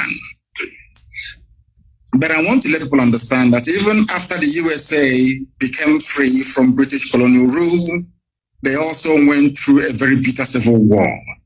And that did not stop them today from becoming preeminent in every sphere of human endeavor, militarily, economically, socially, in every way. So I do believe that is why I said, and I have said this repeatedly, I will never ever lead Biafra politically. Once Biafra is restored, my job is done. I want to be able to prove to our people what sacrifice means, so that those who will come after us will know how to treat our people with respect and with dignity. The thing about Africa is somebody gets into power and they want to stay there forever and ever, see if there is something in it. The little work that I'm doing for Biafran people is very tiring, very, very stressful. Sometimes I don't even know how these presidents manage to sleep. Maybe they don't love their people that much. If you love your people, you cannot sleep at night. Any president in Africa who's not suffering from high blood pressure, you are not sick. That means you're doing something wrong. You're not doing what you're supposed to do. If you're concerned about your people, then I expect you to be very ill at all times. So that is the type of Biafra that we need. That's the type of Biafra we're going to have. A type of Biafra where the wealth, well-being of Sub-Saharan Africa flows from.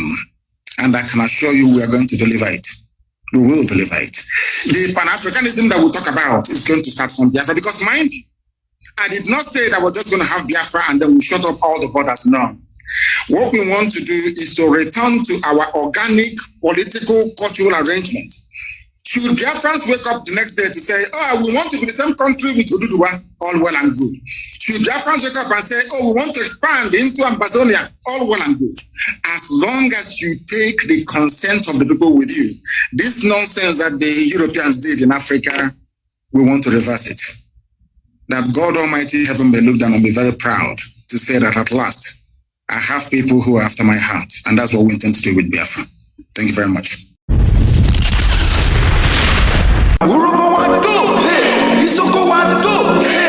Hashtag, we are one family, indivisible.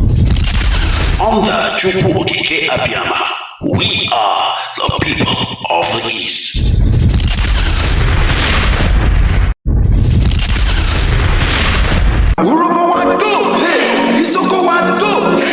Hashtag, we are one family, indivisible.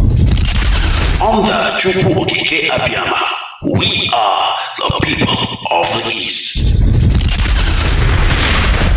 The type of Biafra I want is the Biafra of my ancestors, the land of the free, where people are allowed to pursue their daily endeavors without interference from any higher authority, where individual and collective autonomy of every component, ethnic, nationality within Biafra will be guaranteed, not just by law, but by virtue of our existence as dignified human beings. A Biafra that will be demilitarized, a Biafra that will be forward-looking, innovative, creative, run on clean, green energy, not reliant on gas or petrol. A Biafra where the police will not bear any arms. A Biafra where people can live and die and you will not see an armed soldier anywhere around you. A genuine republic, a land belonging to the people. We are going to cement this in the way we structure our society. A Biafra that will attract inward investments. A Biafra that will consider every necessity of life as being a human right. Not just in words, but in deed. A Biafra where there will be no strife, no rancor. A Biafra where all men and women will be equal, regardless of their religion, their sex, their creed, their orientation. A Biafra that will maintain open borders to every black soul on the face of this very earth. I do admit that geographically, in terms of landmass, we may not be that huge. The Biafra will operate, or should I say, run an open door policy. Every black person on the face of this earth will be an honorary citizen of Biafra, as long as you're not tainted by terrorism. That is the type of Biafra we want to run. A Biafra where Europeans will sit back and say, we never knew that such innovation and creativity will be possible. A Biafra that, should I say, the likes of Rwanda is a forerunner to, because today they are doing very well as well. That is the type of nation we are going to build. A truly democratic nation, not through the force of arms, but through dialogue and negotiations at all times. Nobody's going to lord it over anybody else. My ancestors never did. That is why we remain the only people not to conquer any other piece of territory, and nobody conquered us until the white man came and our temple fell in 1904. That is the land we're going to go back to. A Biafra of very many nations. A Biafra of autonomous nations within, governing themselves according to their own rules, where nobody will sit at the helm of power and dictate for others what to do. And we are going to accomplish it by the grace of God Almighty in heaven. Now, I know that constant references are being made to Southern Sudan.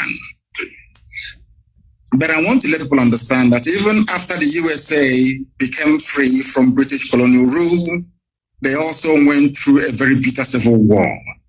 And that did not stop them today from becoming preeminent in every sphere of human endeavor, militarily, economically, socially, in every way. So I do believe that is why I said, and I have said this repeatedly, I will never ever lead Biafra politically. Once Biafra is restored, my job is done. I want to be able to prove to our people what sacrifice means, so that those who will come after us will know how to treat our people with respect and with dignity. The thing about Africa is somebody gets into power and they want to stay there forever and ever, see if there is something in it. The little work that I'm doing for Biafran people is very tiring, very, very stressful. Sometimes I don't even know how these presidents manage to sleep. Maybe they don't love their people that much. If you love your people, you cannot sleep at night. Any president in Africa who's not suffering from high blood pressure, you are not sick.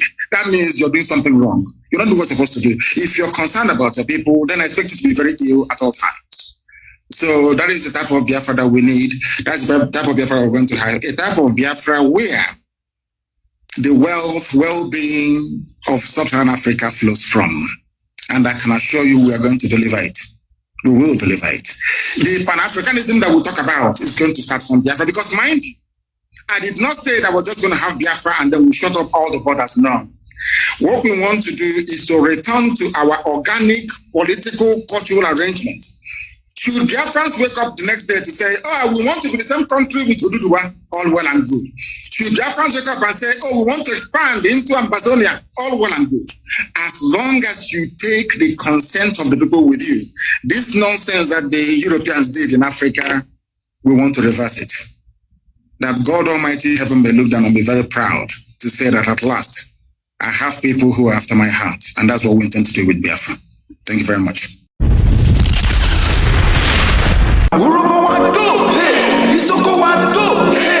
Hashtag, we are one family. Indivisible. On the Chupu Okike Abiyama, we are the people of the East.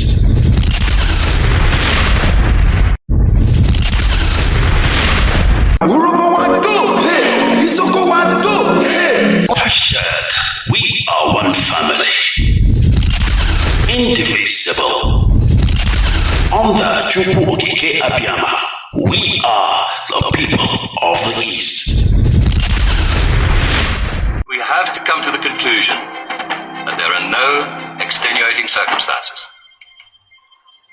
You have been found guilty on all charges.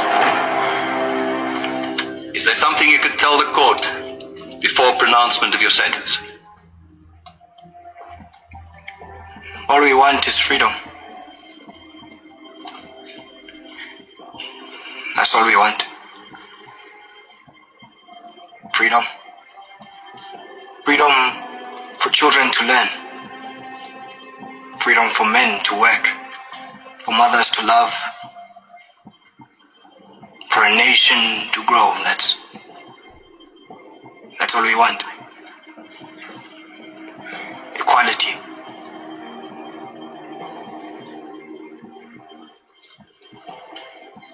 For everyone. You see, I am just one of many. A foot soldier.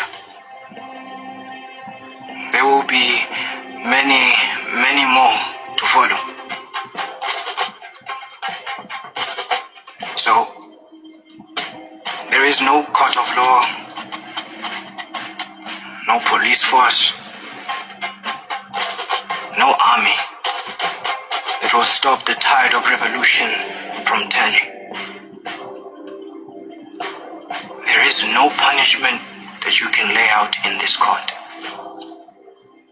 No law your government can pass that will kill the will of the people.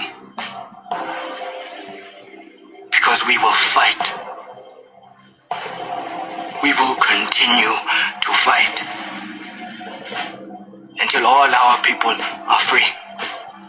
And maybe we can even free you from yourselves.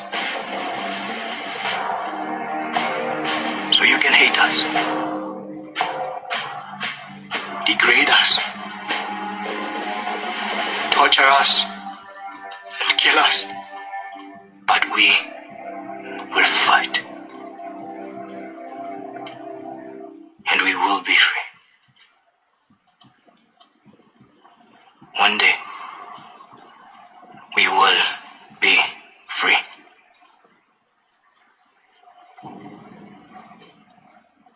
Amanda!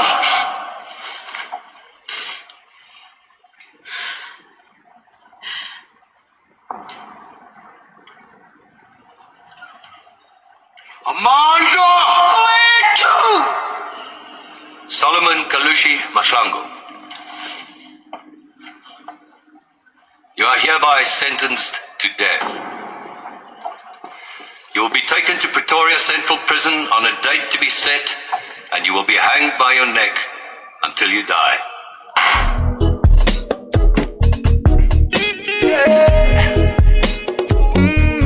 It's 1 to 5 and 4, girl. It's M. Josh on the beat. Oh, yeah. It's time to break loose from the chains. It's time for our freedom. Africa. Cause we can never let them negotiate our freedom, no. Hundreds of years is gone. No Messiah came for the black man. Told us that Jesus died for the black man still they suffer. The truth be said, Africa will rise at the right time. And the time we're waiting for is right now. No one can hold the truth for a long time. Oh no. So stay rising from the east, and the Messiah you're wearing right here, and no one is gonna try to stop that. I can hear a great call for justice, freedom. Let the sun rise, freedom for Biafra, freedom, free Nnamdi Kanu. Oh, song of salvation, freedom. Let Africa rise, freedom for Biafra, freedom, free Nnamdi Kanu.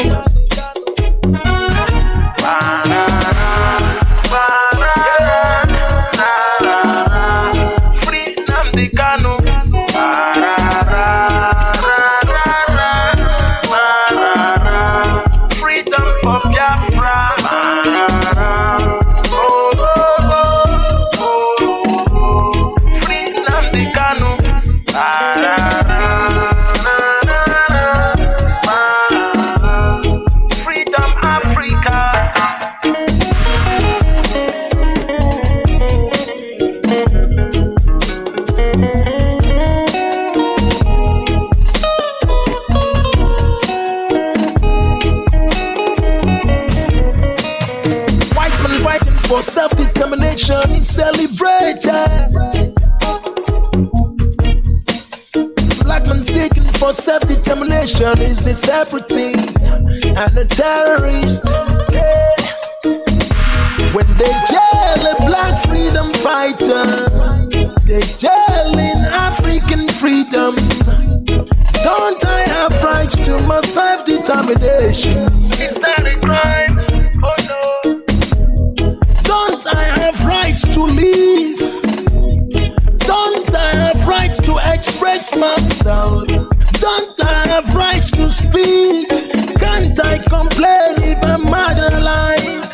There's genocide in the land that nobody even cared about. Even when I try to speak, my voice is muted every time. I'm like a slave in my land, I can't take it anymore. I hope the world is listening to my plight. I can hear a great call for justice, freedom.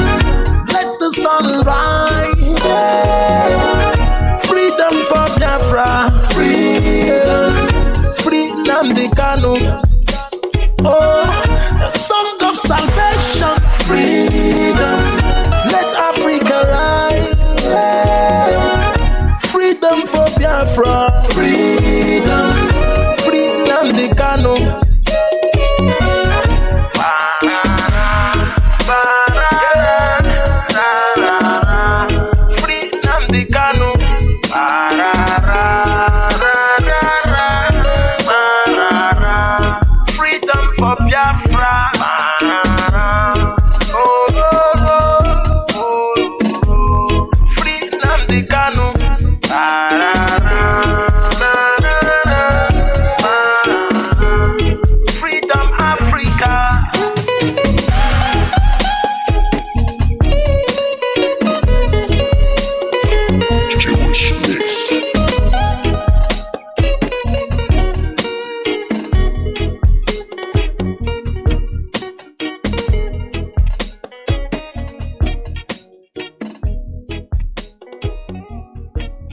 Japas then cause I know my roots.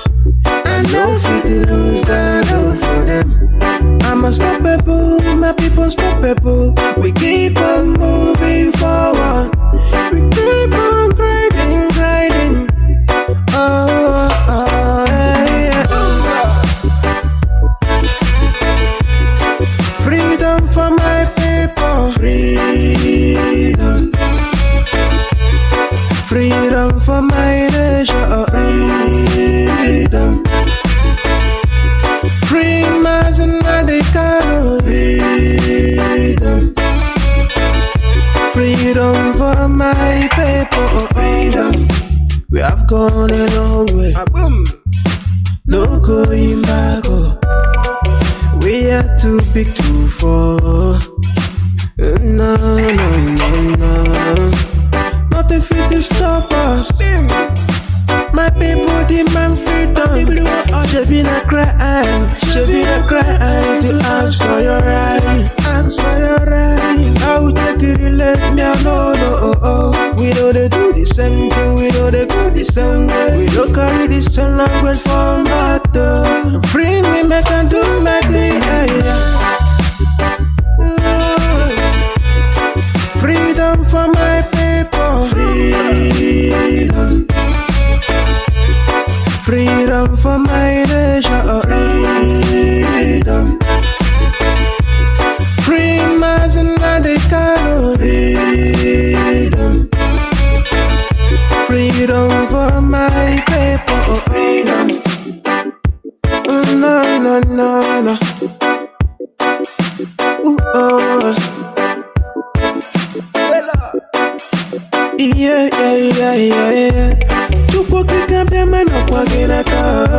We don't pay for the struggle. Yeah. So many people don't go there for the struggle. It's hard time to get our right. All we have for our freedom, we can never stop. Biafra is a spirit. Let me sing away the flood. Freedom for my people. Freedom. Freedom for my nation. Freedom. Free Mazi and Kanu. Freedom. Freedom for my people. Freedom. My people, listen. I am that I am. I will bless whoever blessed you, and I will curse whoever cursed you. War against the kingdom of darkness that stands against God's people of Biafra. The more you try to stop us in this united movement, the more we unite with more great people, and more real brave people keep multiplying up. Revolutionary blast the Babylonians, for the Biafrans came from Israelite. Tell us how this Ababa came from. Destroy the invention. Make sure you destroy every being that stand as destruction, obstruction. Damn the demon incarnate hiding under the umbrella of American and British world power. The blasphemous.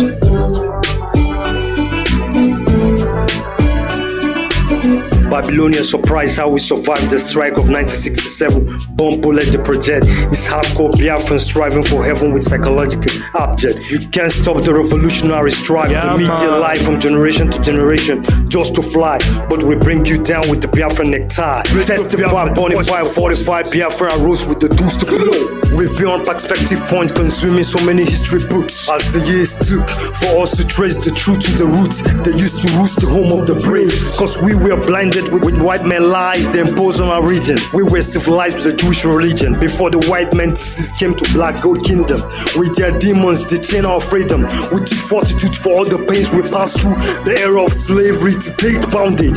General Dumegu Dike Ojukwu, greatest in charge of all time, retired but never get tired of the struggle he took. Prophet Nnamdi is anointed with the struggle. More nothing to lose. Let the era of IPO be burned till they're all gone to see them no more. Back in the days when I was blind like you, struggling for better days hope. Used to hide from cops to smoke in the cemetery with my infantry friend dying in conspiracy insurgency.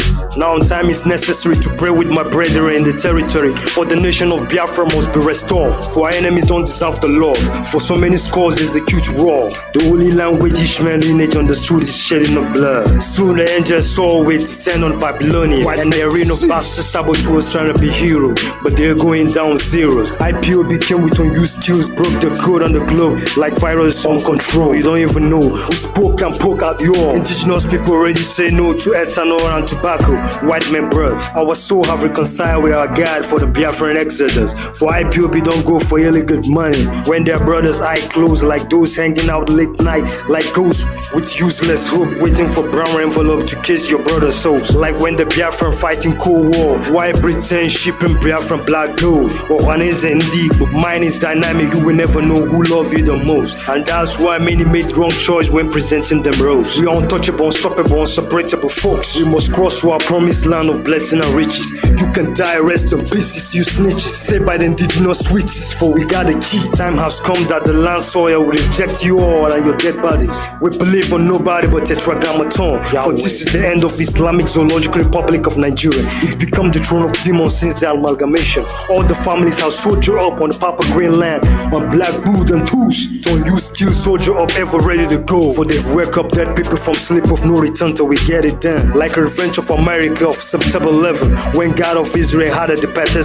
petition from heaven. So shall he digest it through the hardcore Biafran squad. The way they treat us like a stranger in a fatherland. No good day. Calling on the global world. The way they treat us like a stranger in a fatherland. No good day. Calling on the global world. Make way for Biafra now.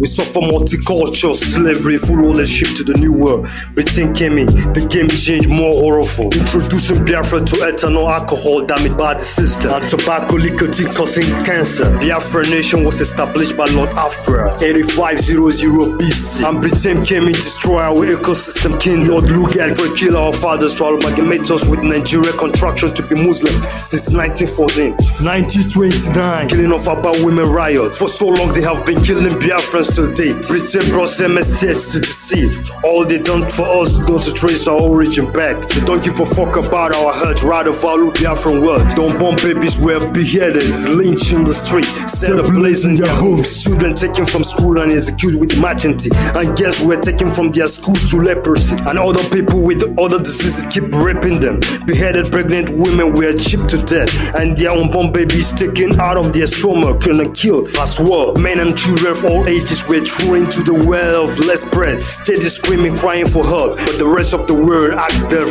The Britain and Nigerian government filled up dead to 40 food with heavy stones. Some were forced to eat feces and drink urine with no hope. They bombed civilians in the hospitals, markets, churches, and at their homes. Biafra homeland became a arena of skulls and bones. The ever worst war crime in the whole world after the Jewish Holocaust. Still, the blood wasn't enough for the beast warmongers. British sent troops with warplane mortars, grenades, executing innocent blood of Ayakarom in brutal council. Currently, 4 weeks Buhari integrated. He used helicopter and napalm bomb Akwa Ibom coast using AK-47 war guns, shooting Calabar people in the night. All Nigerian armed forces execute IPOB in Aba, in Oiwacha, in Onitsha, main bridge in Ukpo.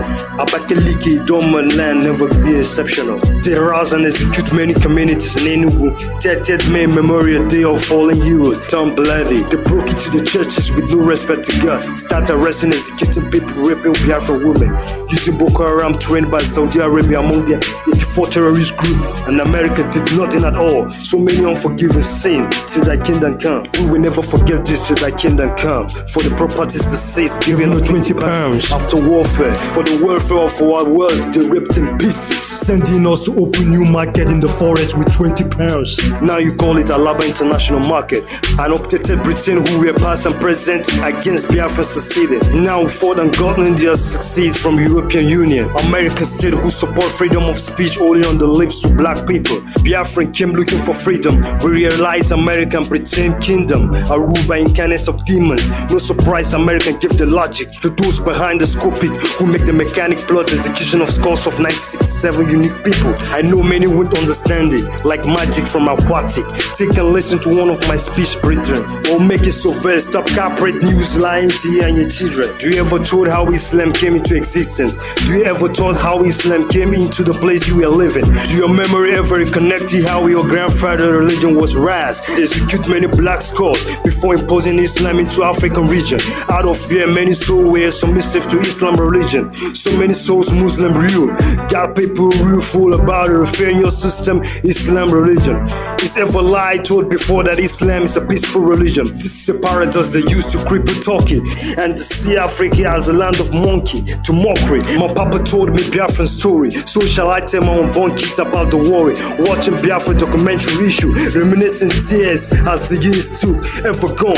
It's over if you don't believe worship Tetra Grammaton. You don't deserve to sleep with Biafra Kakadonis. For the Biafran till we gone.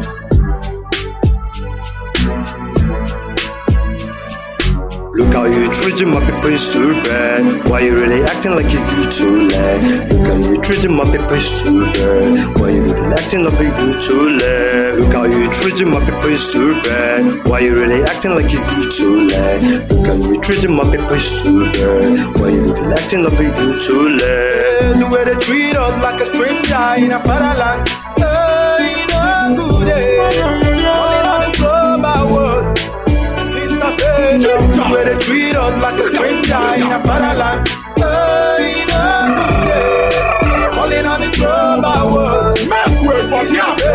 I know I can speak like you all, but you all understand me well. For the black people hemisphere, you talk in the red, and you sleep comfortable on bed. Soon the reward of dead will visit you all from hell. For the petition of people you sent to the grave, have answered by God of the braves. Caught you all of a worry bird, memory of imperialism, slaverism, colonialism, religion, terrorism. Ever since the end of Biafran defense war, agreement was made, no victor, no vanquish. Promises was made for Nigerians to build infrastructure and rehabilitation for Biafrans. But when Biafran came for pledge redemption, Nigerian government gone.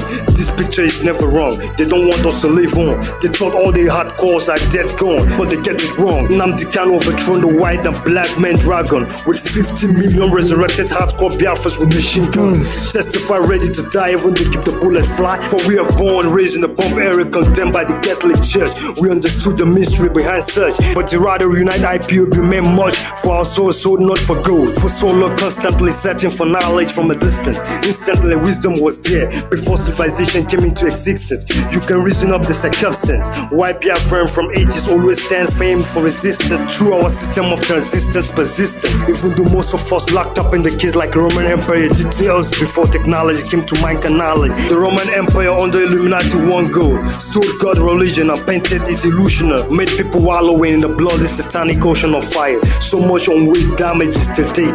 Nobody give a fuck about protecting my race. So I hold on with AK on the revolution face to bring down the disgrace. For we're going to school to be nobody's slave. They want us to keep living in dark life. Look around, poor healthcare, no warfare, always warfare against us and hemisphere. What unfair, people get disappear, and the mouthpiece of the sea are living in fear. The rest acting deaf ear on our bloody tears. Our politicians dress us each time they execute our blood with euphemism speech. They have sunk our organic hemisphere with the human blood and destroy our aquatic species with chemicals entitled with aftermath of getting cancer. And our chieftains and elders are blind, telling us to listen to the saga. Conspiracy going on and laid by the inventories. They infiltrate for us to go for war instantly, with none of the children serving in infantry. Religious war is the reason primarily. African territory has become cemetery for terrorism. We are Muslims executing innocent Christians and Jewish mercilessly. And American power did nothing to Saudi Arabia of sponsoring and supporting 84 terrorist group in the era of 21st century. Only sanction in Russia for Western power to get easy access to all and beyond former USSR geographical territory under their control watch. But we bring the truth out to our people who are still blind of the search, like during the expository essay of the Holocaust of the Jewish. And if you stand in my way of getting freedom through, my tools will blast you so hard it will get next bastard. Beautify next to you, tiny screw. And I salute on my loyal black boot to my Biafran revolution crew, standing with my symbolic flag. We Biafran build America. Now people who doesn't know how the basic foundation of United States of America, they migrated from different parts of universal base, enjoying our labor and our sweat faces. And origin people who build Americans still suffering today. Only option left for us is death. But I promise my Biafran pillars to deliver no shiver till they stop calling us niggas. Look how you treating my people, it's too bad. Why you really acting like you too late? Look how you treating my people, it's too bad. Why you really acting like you too late? Look how you treating my people, it's too bad. Why you really acting like you too late? Look how you treating my people, it's too bad. Why you really acting like you too late? The way they treat us like a stranger in a fatherland. You know good day. Only on the global world. The way they treat us like a stranger in a fatherland. You know good day. Only on the global world. Make way for Biafra. Biafra struggle can never be unrewarded struggle. Remember, after rain, there comes sunshine. I remember for every dark night, there is a bright day after that. So it's afternoon now, but I say good morning to my Biafrans. The sun has risen and shining where there is no light, and that's the symbolic meaning of the sun appearance in the Biafran flag. Do remember, danger is real, but fear is the choice. But don't be victim of kingdom that will never last your freedom. We receive Western education just to know the basics. No mortal can change the past, and no mortal can make the future. You are just an instrument to be used by the Universal King.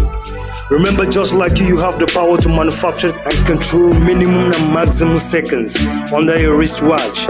There is someone above your origin, creates and has dominion over you, and your strange functional and sectional object you made. So life never comes by chance, it goes to you, a taste. So remain resolute, because when comes confusion, reality becomes illusion. Letter to my Biafrans. The best African revolution ever strategized is the Biafran one of the world top first-class revolution ever exemplified in the history of mankind, ever known to extend the man. Politics and corruption on the hip-hop industry silent my speech, but Biafra brought back my voice to strike and project on the psychological object. So why trying to blame us? So many lies was told to our brothers and sisters that were sold out to slavery. But I'm here to delegate the truth at the time. We did not land on the white man Plymouth land, but the white man landed on black people Plymouth land. So what I'm saying is, we're on our own when the white man disease came into our existence, ruined so many souls of the black people. But Biafrans are here one more time to restore the real nomenclature of the real mechanism or framework of the true worship of Yahweh, Chukwokika Abiyama. On this revolution project with no mind to accept evolution anymore. This is not voluntary, but it's mandatory only if you realize who you are and what you are as a human being.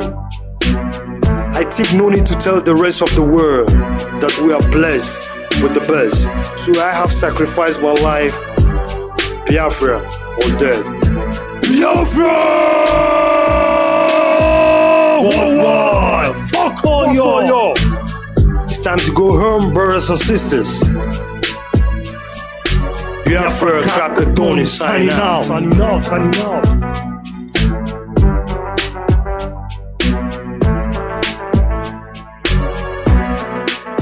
So we have a very, very, very special guest with us today, Dr. Uju Anya. And she is a professor at Carnegie Mellon University in Applied Linguistics. Yeah. And so welcome. So I had two more questions and I want to open it up. Has this experience changed the way, because like you said, you kind of go in, you use Twitter, you kind of almost like prepare, like you said, to teach when you go in there. Has this experience changed the way you're looking at engaging in social media, or do you intend to continue to engage in the way you have? So even in this, my most intense moment on social media, fundamentally, more than I am anything else in this world, more than I am a mother, more than I am a researcher, more than I am a sister, a community member, I am a teacher. And if I'm going to do anything, I'm going to teach. Right. And even in that very intense moment of profound pain and my outburst, my emotional outburst of deep, deep pain, I was teaching. I followed up explaining that there was a genocide against the Biafra people. Right. Right. Who were trying, the Igbo people who were trying to form an independent nation of Biafra. They wanted to be separate from the country that the British Empire had imposed on us, where they kind of took a bunch of independent nations who don't have anything to do with each other, don't even speak each other's language, don't relate. Many of them were even enemies and warring at the time, smushed them all together and drew these arbitrary lines around them. And call them countries and name those countries. Right. And then said, now y'all get along and do a country for us and be a union for us. And then go through, contentious, bloody independence processes that never really yield any real independence. You're still part of a commonwealth afterwards. True. And you have the eternal meddling in your affairs and the eternal extraction of your resources. And the eternal fomenting of divisiveness and infighting in order to be able to control you. This is what an oppressor does, a colonizer does. These are, tactics and strategies of dominance. Right. We were subjected to that as a larger unit of Nigeria. And then when the Igbo people said, we want our own thing, let's go and do that. Well, it so happened to be that the territory that this new country of Biafra was going to be in included very, very rich oil reserves. And the British were not going to let go of that. Wow. And the people that they had put in power, that their puppet Nigerian governments weren't going to do that either, because they needed it for the Nigerian project. Right. And Britain needed it for its own interests and uses. So Great Britain got directly involved in this civil war and in the war for independence, and decided that they would do everything to make sure that Biafra did not go. Wow. And this everything meant directly funding genocide of the people of Biafra. This is what happened. This is the historical record. I'm not saying anything that's in doubt or in question, right? Yeah. Even when it was happening during this period of 1967 to 1970, the BBC themselves were producing documentaries decrying it, covering all the protests that were happening in Great Britain. This is recent. Yeah, this is very recent. My sister, for example, is turning 60 this month. And my sister was alive at that time. She was like 5, 6. Right. My other brother was alive at the time, and my second brother was in my mother's belly. She was pregnant during this time, running from village to village to escape the bombs that they were throwing at villagers. So when we tell you that 3 million people, some people have said up to 5 million, 6 million, or some people quote low. So the sort of average agreed upon number that you really cannot contest is about 3 million. When you think of a Holocaust, right, this is a Holocaust. Absolutely. Now, the Holocaust that we typically were most familiar with is the most famous one against the Jewish people. Yes. Where they, 6 million of them were massacred. Absolutely. So at the most sort of conservative estimation, they did half of us. Right. Half that number. Civilians. These are non-combatants. And more than 1 million children alone starved. Wow. The British paid for that. And Queen Elizabeth II was ruler. She was monarch at that time. This was the government that she was supervising. Now, I don't buy this notion that she was just a statue, if you will. I was going to ask you that question. Or a decorative plant. Right. Or, some kind of, I don't know, tchotchke sitting on the shelf. Right. This was a ruler. This was someone, the very crown that she had on her head, signifying the fact that she's a monarch, was made from plunder. Right. Diamonds, blood diamonds. Absolutely. So the throne that she's sitting on is a throne of blood. So you cannot say that she was just this little old lady or this figurehead that really had nothing to do with anything, and it was just the British government that were making their deals and, governing however they would, without relating it directly to her, because she directly benefited her very position as a monarch, the palace that she lived in, the opulence, the obscene levels of wealth that she enjoyed. Absolutely. Were all paid for by our blood. And I don't say this figuratively. Right. And I don't say this as something that, this long remote past, let's say, of human enslavement, which on my mother's side, she's from Trinidad, my ancestors over there were enslaved by the British. I'm talking about recent living memory of people still alive today. Her money, her government funded our slaughter. And people expected me to be calm or to be, I don't know what they expected. Right. When the person who literally paid money for bombs and guns and military supplies to come and massacre your people is dying. Right. You're not supposed to dance. What's the reaction to that? I remember when we found out that Osama bin Laden was killed, and Americans celebrated, right? Because they held him responsible for 9/11, which just passed, and that terror that occurred, and those 3,000 or so people that died. Yeah. And it's like, but when it's our terror, when it's our pain, when it's our loss as Black and brown people, and we, particularly when we express it in a way that challenges, white supremacy, the white supremacy dominant narrative, and this, kind of almost like Disneying idea that people had of a queen, then all of a sudden it's like we're always told to be civil, to be calm, to be peaceful as Black and brown people. And so, but when it's somebody that you feel harmed America, you can dance, you can celebrate, you can take out your flags, and that's held up. You can have lynchings were celebratory things in the history of the United States of America, where they would have a parade and party and take children. Question before we close out. Because I saw in the wake of, Queen Elizabeth's passing and this conversation around colonialism, a call for reparations, right? I think Jamaicans were saying instead of having more, we need reparations. Absolutely.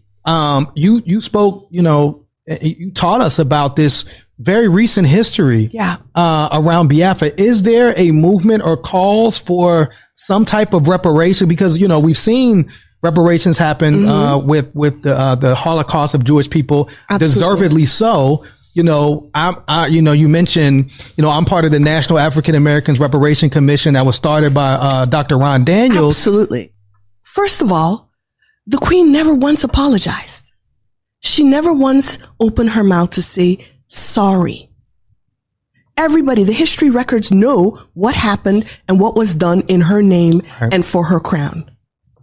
Not just to the people of Biafra, but you talked about the Kenyans, the Indians, the indigenous people, right? Native Americans. So it's just never once have they taken responsibility and just said sorry.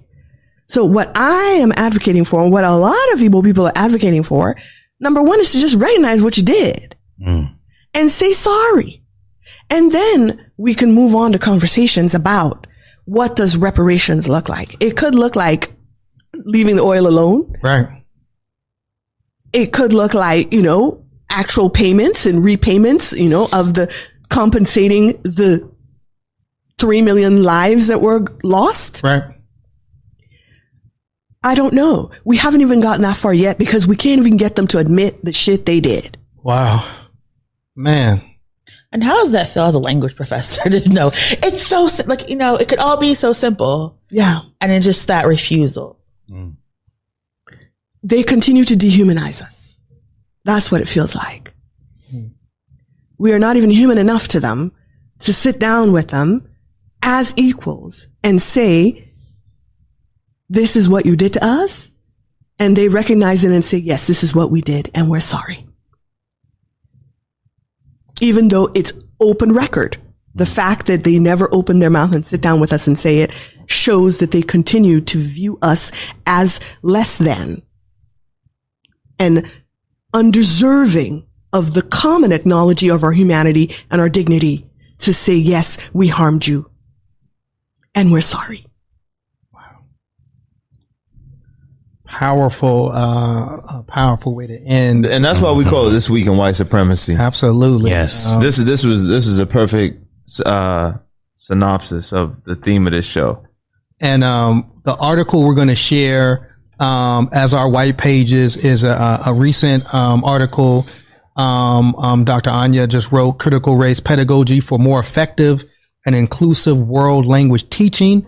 Asking folks to, you said you liberated this article from behind. I did. It was behind a paywall, and I used money from my research funds to pay the publisher to not put a paywall on it, because I believe that the teachers that I work for and I write for, who benefit from my work and who I also benefit from the work they're doing because they provide me with material for scholarship and investigation.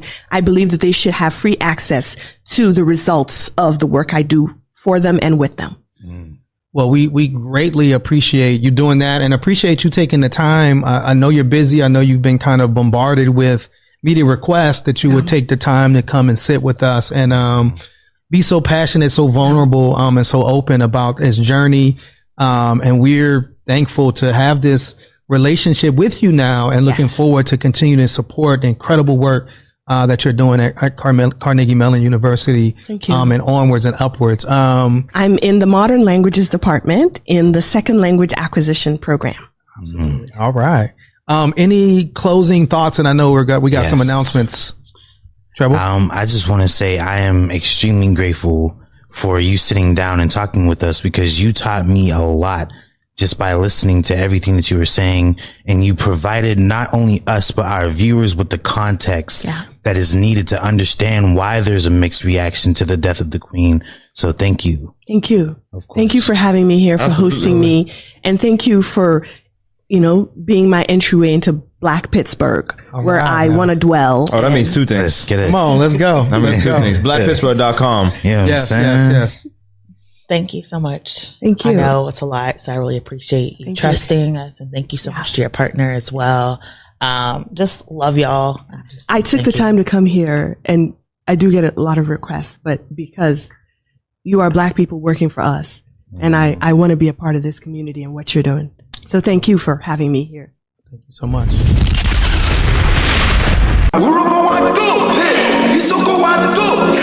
Hashtag we are one family. Indivisible. On the Chupu Okike Abiyama, we are the people of the East.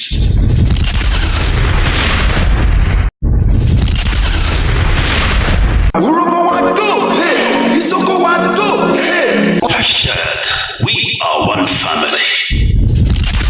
Indivisible.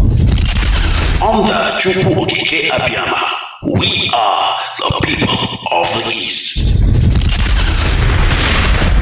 The type of Biafra I want is the Biafra of my ancestors, the land of the free, where people are allowed to pursue their daily endeavors without interference from any higher authority, where individual and collective autonomy of every component, ethnic, nationality within Biafra will be guaranteed, not just by law, but by virtue of our existence as dignified human beings.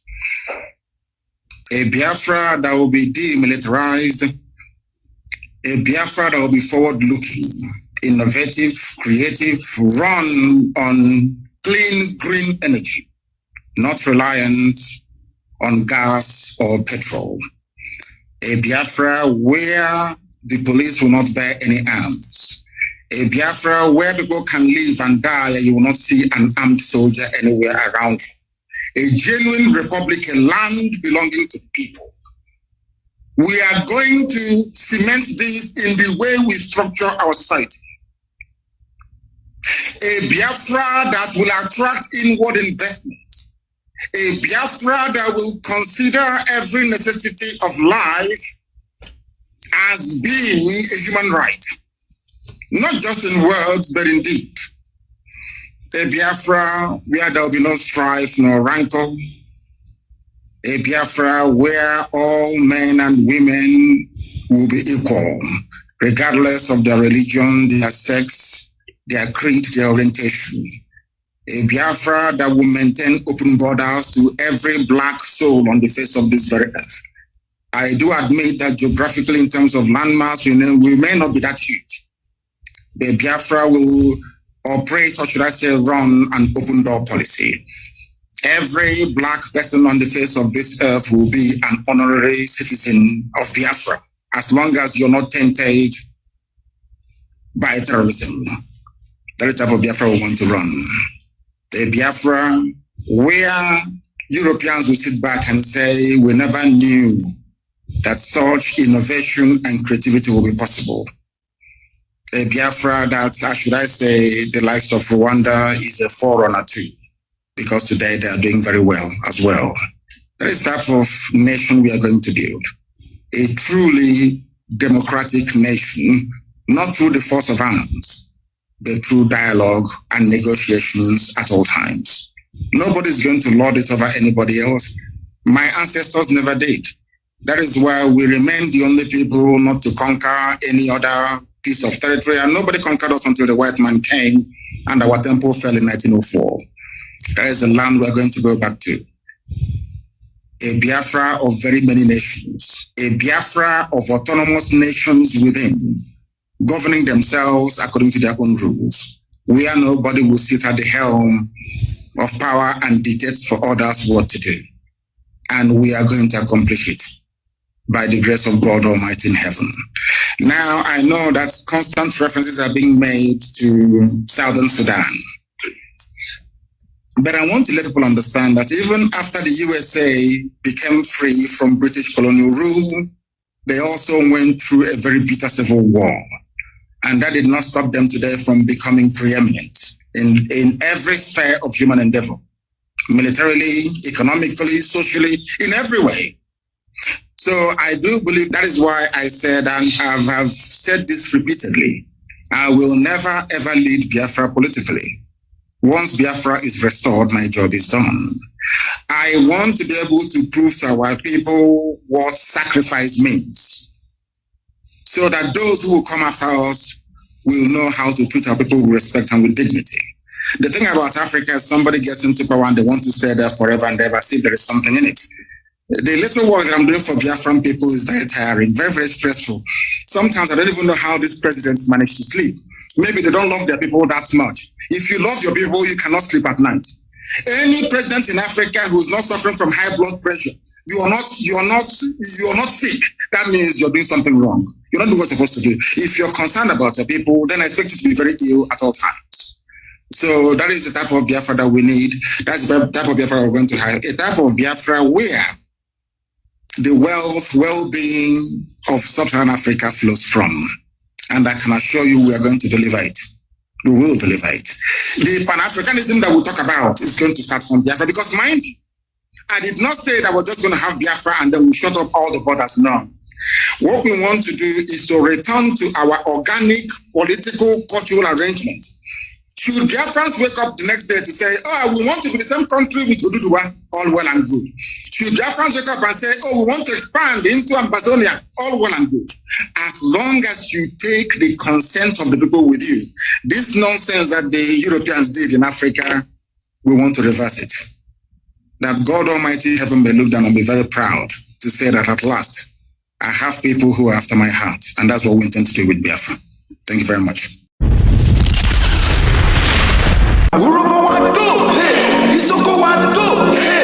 Hashtag, we are one family, indivisible. Under Chupu Okike Abiyama, we are the people of the East.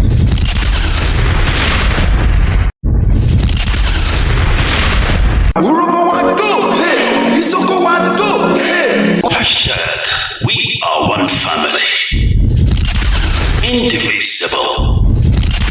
Under Chupu Okike Abiyama, we are the people of the East.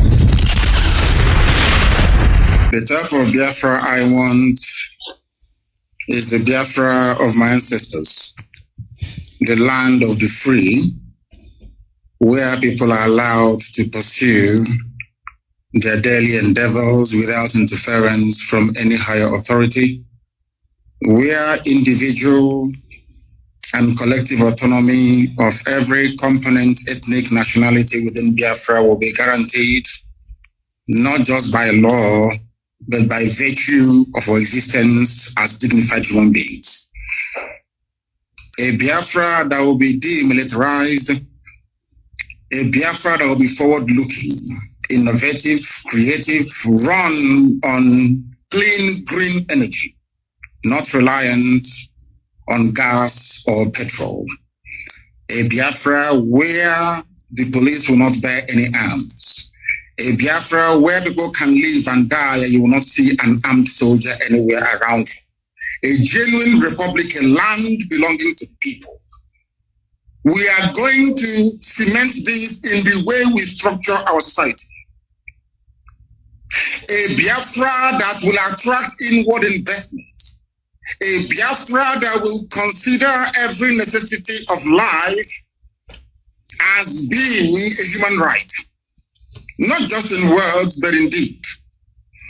A Biafra where there will be no strife, no rancor. A Biafra where all men and women will be equal, regardless of their religion, their sex, their creed, their orientation. A Biafra that will maintain open borders to every black soul on the face of this very earth. I do admit that geographically, in terms of landmass, we may not be that huge. The Biafra will operate, or should I say, run an open door policy. Every black person on the face of this earth will be an honorary citizen of Biafra, as long as you're not tainted by terrorism. That is the type of Biafra we want to run. A Biafra where Europeans will sit back and say, we never knew that such innovation and creativity will be possible. A Biafra that, should I say, the likes of Rwanda is a forerunner to, because today they are doing very well as well. That is the type of nation we are going to build. A truly democratic nation, not through the force of arms, but through dialogue and negotiations at all times. Nobody's going to lord it over anybody else.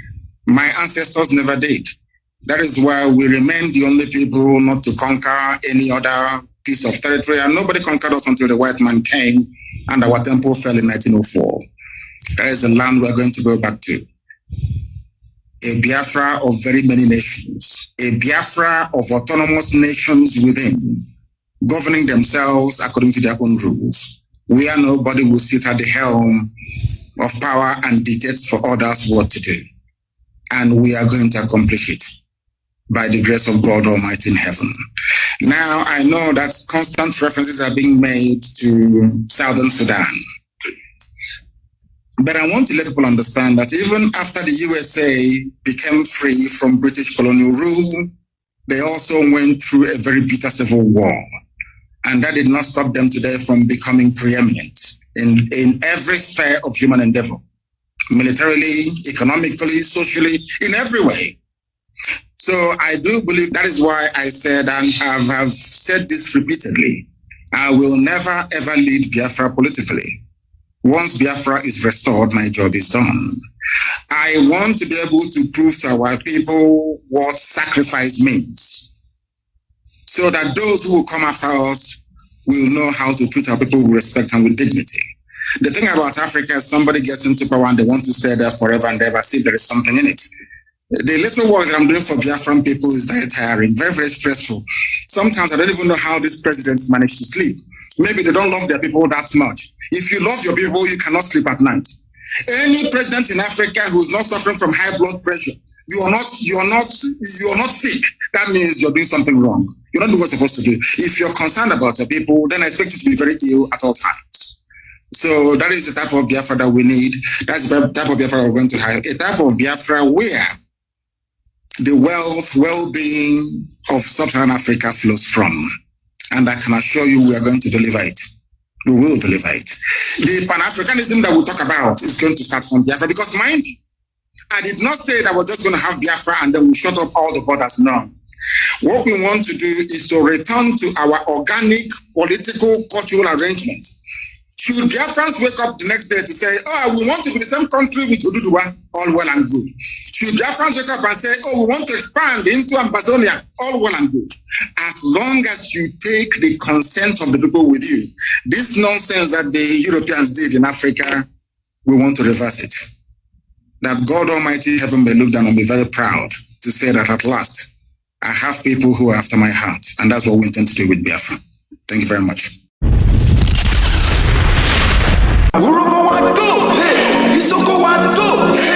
Hashtag, we are one family, indivisible. Under Chupu Okike Abiyama, we are the people of the East.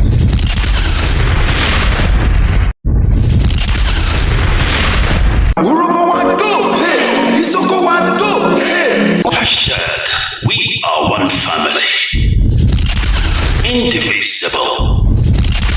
Under Chupu Okike Abiyama, we are the people of the East.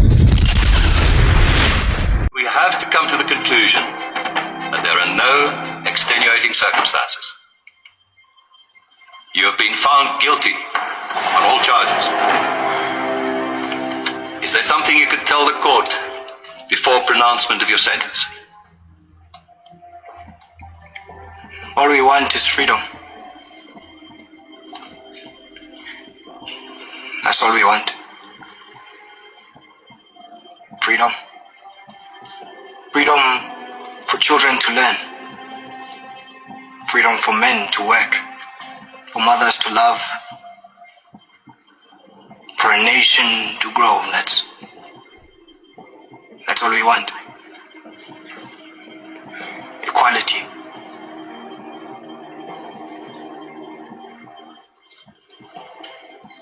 For everyone. You see, I am just one of many. A foot soldier. There will be many, many more to follow. So, there is no court of law, no police force, no army that will stop the tide of revolution from turning. There is no punishment that you can lay out in this court. No law your government can pass that will kill the will of the people. Because we will fight. We will continue to fight until all our people are free. And maybe we can even free you from yourselves. So you can hate us, degrade us, torture us, and kill us. But we will fight. And we will be free. One day, we will be free.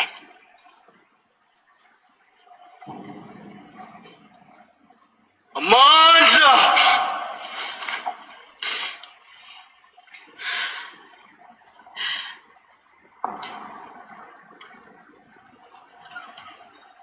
Amanda! Solomon Kalushi Mashlango.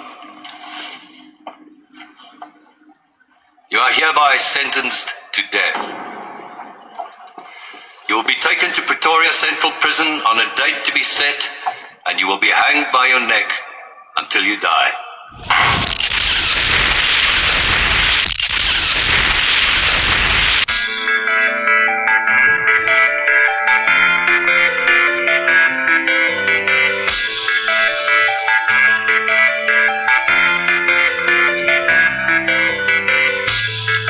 Radio Biafra. We saturate the whole of Biafra land. Wherever you are, just touch the dial 102.1 FM. Olo, Owerri, Enugu, Anambra, Abakaliki, Nsukka, Asaba, and many more. Radio Biafra. We got you covered. Radio Biafra, the first and the last.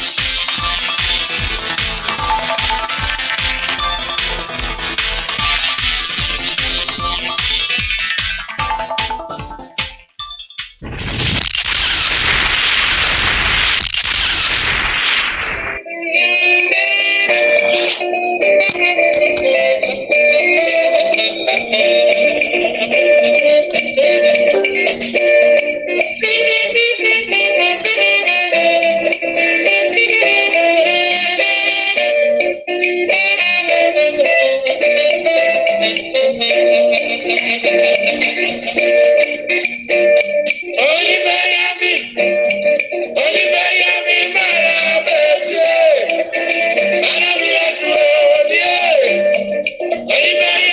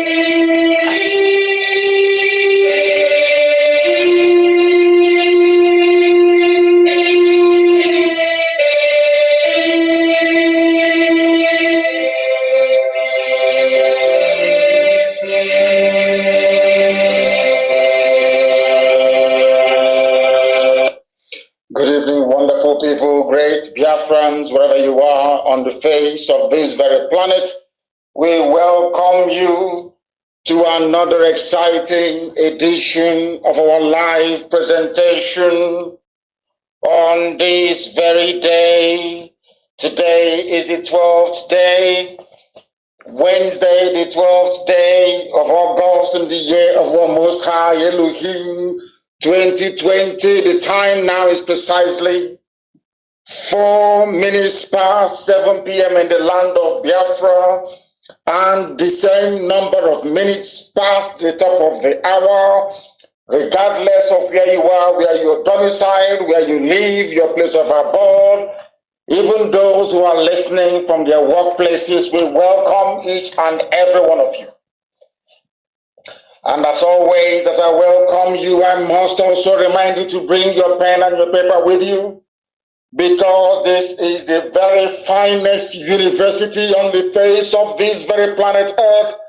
We are propagating the gospel of redemption, the gospel of hope, the gospel of restoration, the gospel of liberation, the gospel of independence, the gospel of enlightenment, the gospel that will take us from darkness into the light, the darkness that will never ever prevail over the lives of those who are called Umuchineke, the chosen children of the Most High.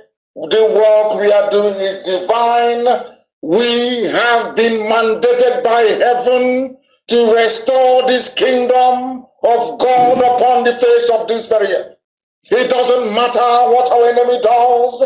It doesn't matter how powerful we may presume they are. It doesn't matter how many they are. It doesn't matter whatever advantage they feel they have over us because we are from Africa. But we are chosen, and we can assure them that this very Biafra will represent the best last miracle on the face of this very earth. That is why we preach this very gospel without no fear, no favor. We are not going to retreat. We are not going to surrender. We are going to do all we can within our powers and Elohim willing to restore his kingdom, and that kingdom is Biafra. Good morning, good afternoon, good evening, and good night to some of you, as it is customary for us to say here, because there is no other radio station emanating from Africa that has the same reach as we possess. There are no other group of people who can boast of the coverage that we enjoy right across the face of this very earth. There are no other people that every race on this planet is willing and able to listen to, except Radio Biafra. Everywhere you go around the world right now, most places are at a standstill because they are listening to us. Because if you listen here, you would learn. My name is Nnamdi Kanu. I am the leader of the indigenous people of Biafra, the largest mass movement of its kind anywhere in the world. It is an honor and privilege to serve the people of Biafra. And I can tell you categorically, without mincing words, that Biafra is imminent. Very, very imminent. And it is an opportunity we are not going to allow to pass us by, because the appointed time has come. And Chukwukika Biama Elohim Adonai El Shaddai is in charge. And we must give him every glory and every praise. If you're listening on my page, you're welcome at Mazi Nnamdi Kanu. On Facebook, we are live. Not minding all the shenanigans of Facebook, we continue to stream live and direct to the whole world. You can also listen to us via your television set. If you have a decoder, you can listen to us online as well. You can listen via Radio Biafra app. You can listen via tuning.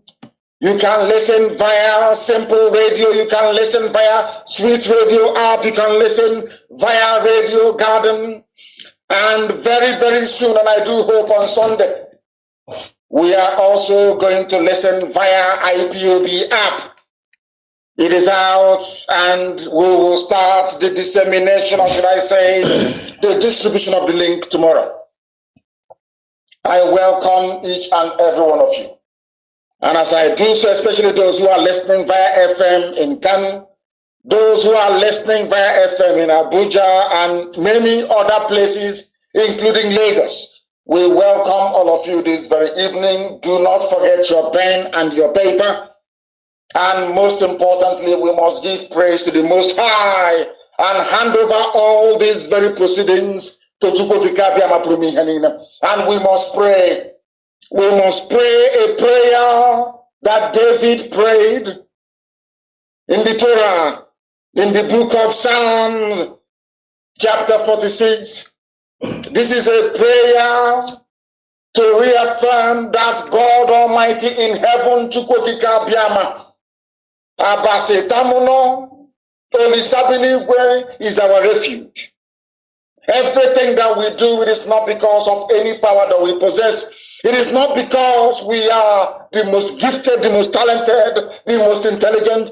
All that we do, all that we are today is as a result of the grace of the Almighty in heaven.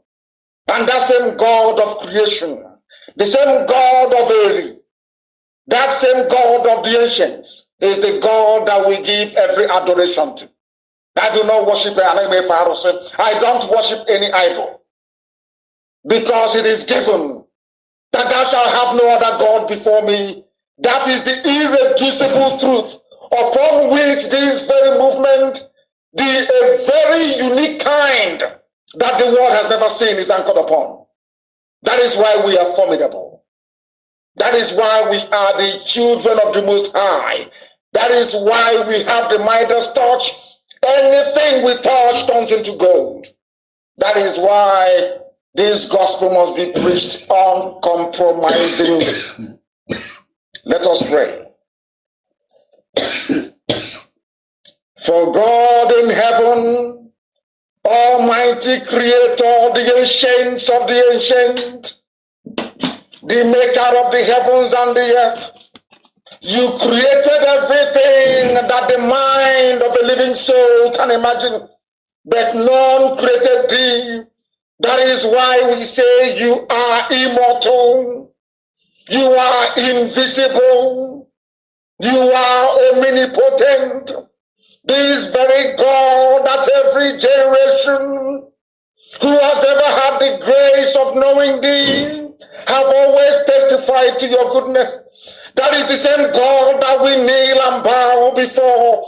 This God is our refuge and our strength, a very present help, even in this time of Janjaweed trouble, even in this time of Fulani rage and terrorism. Therefore, we shall fear no evil. This IPOB shall fear no evil. Even if the whole world is against us, even if Britain intensifies their effort to crush this very light of hope in sub-Saharan Africa, even though they shake the mountains, even though the seas may rise, even though they may give all the weapons and ammunition to the zoological republic, no matter what they do, no matter how they ferment their rage, it doesn't matter to us. For God, Chukwokika Biama, is in the land of Biafra. We shall never ever be moved. This God of the ancients will help us now and forevermore. For Biafra shall come, and this Lord of hosts is with us. Chukwokika Biama, the same God of Jacob, this same God of Shadrach and Meshach and Abednego, this God that never abandons his people, this same God is our refuge, and we proclaim it unashamedly that this God that we kneel and bow before, we shall worship thee, for Biafra is your promise. Your word is yea and amen. Instead of your word not to come to pass, heaven and earth will cease to exist. Upon this very hope we anchor all our belief that Biafra shall come in our time, and we pray that it come this very year, that your glory may be made manifest in the lives of men, that we may kneel and bow before thee.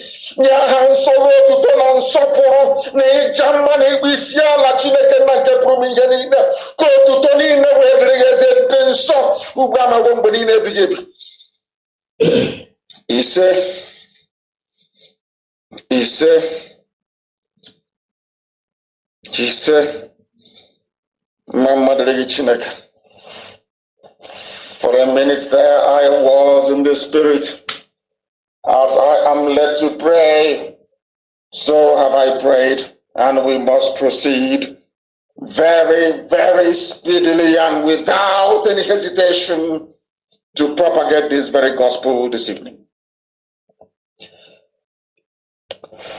There is a saying where we come from, in the land of the ancients, in the sacred land of Biafra.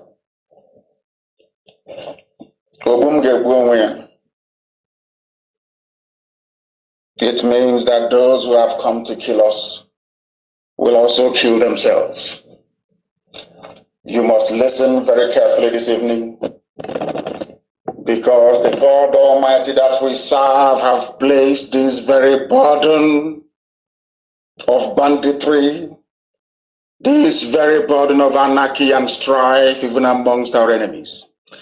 And I start this very evening by referencing a publication in one of Zoo newspapers, and the headline reads thus: "Bandits attack Katsina community, kill one and kidnap two."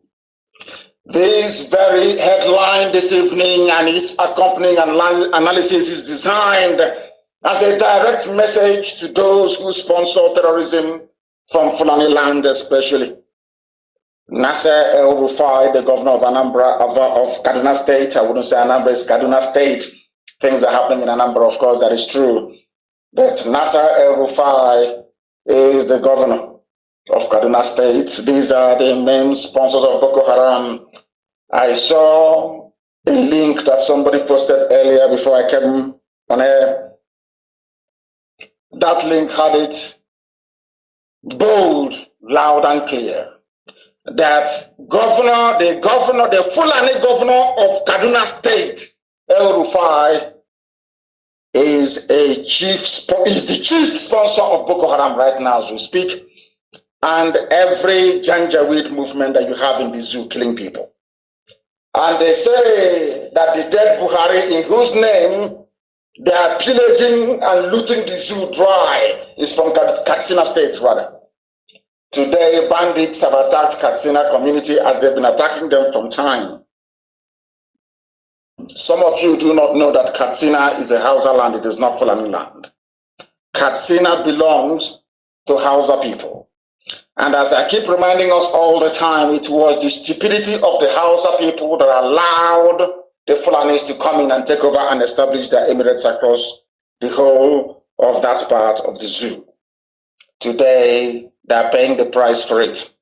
I am reading out this very news to warn Ohaneze, to warn Igbo governors to warn any politician who may be harboring the intention of perhaps wittingly or unwittingly to advance the Fulani cause, which is the conquest of our land. I want to remind all those people, all of you, one after the other. As you can see, I'm speaking very, very calmly. I want to remind each and every one of you, if you're a politician, you're agitating for 2023 or 2096, as the case may be, for your presidency. For those of you who are talking up your prospects of belonging to a one zoo, one Nigeria,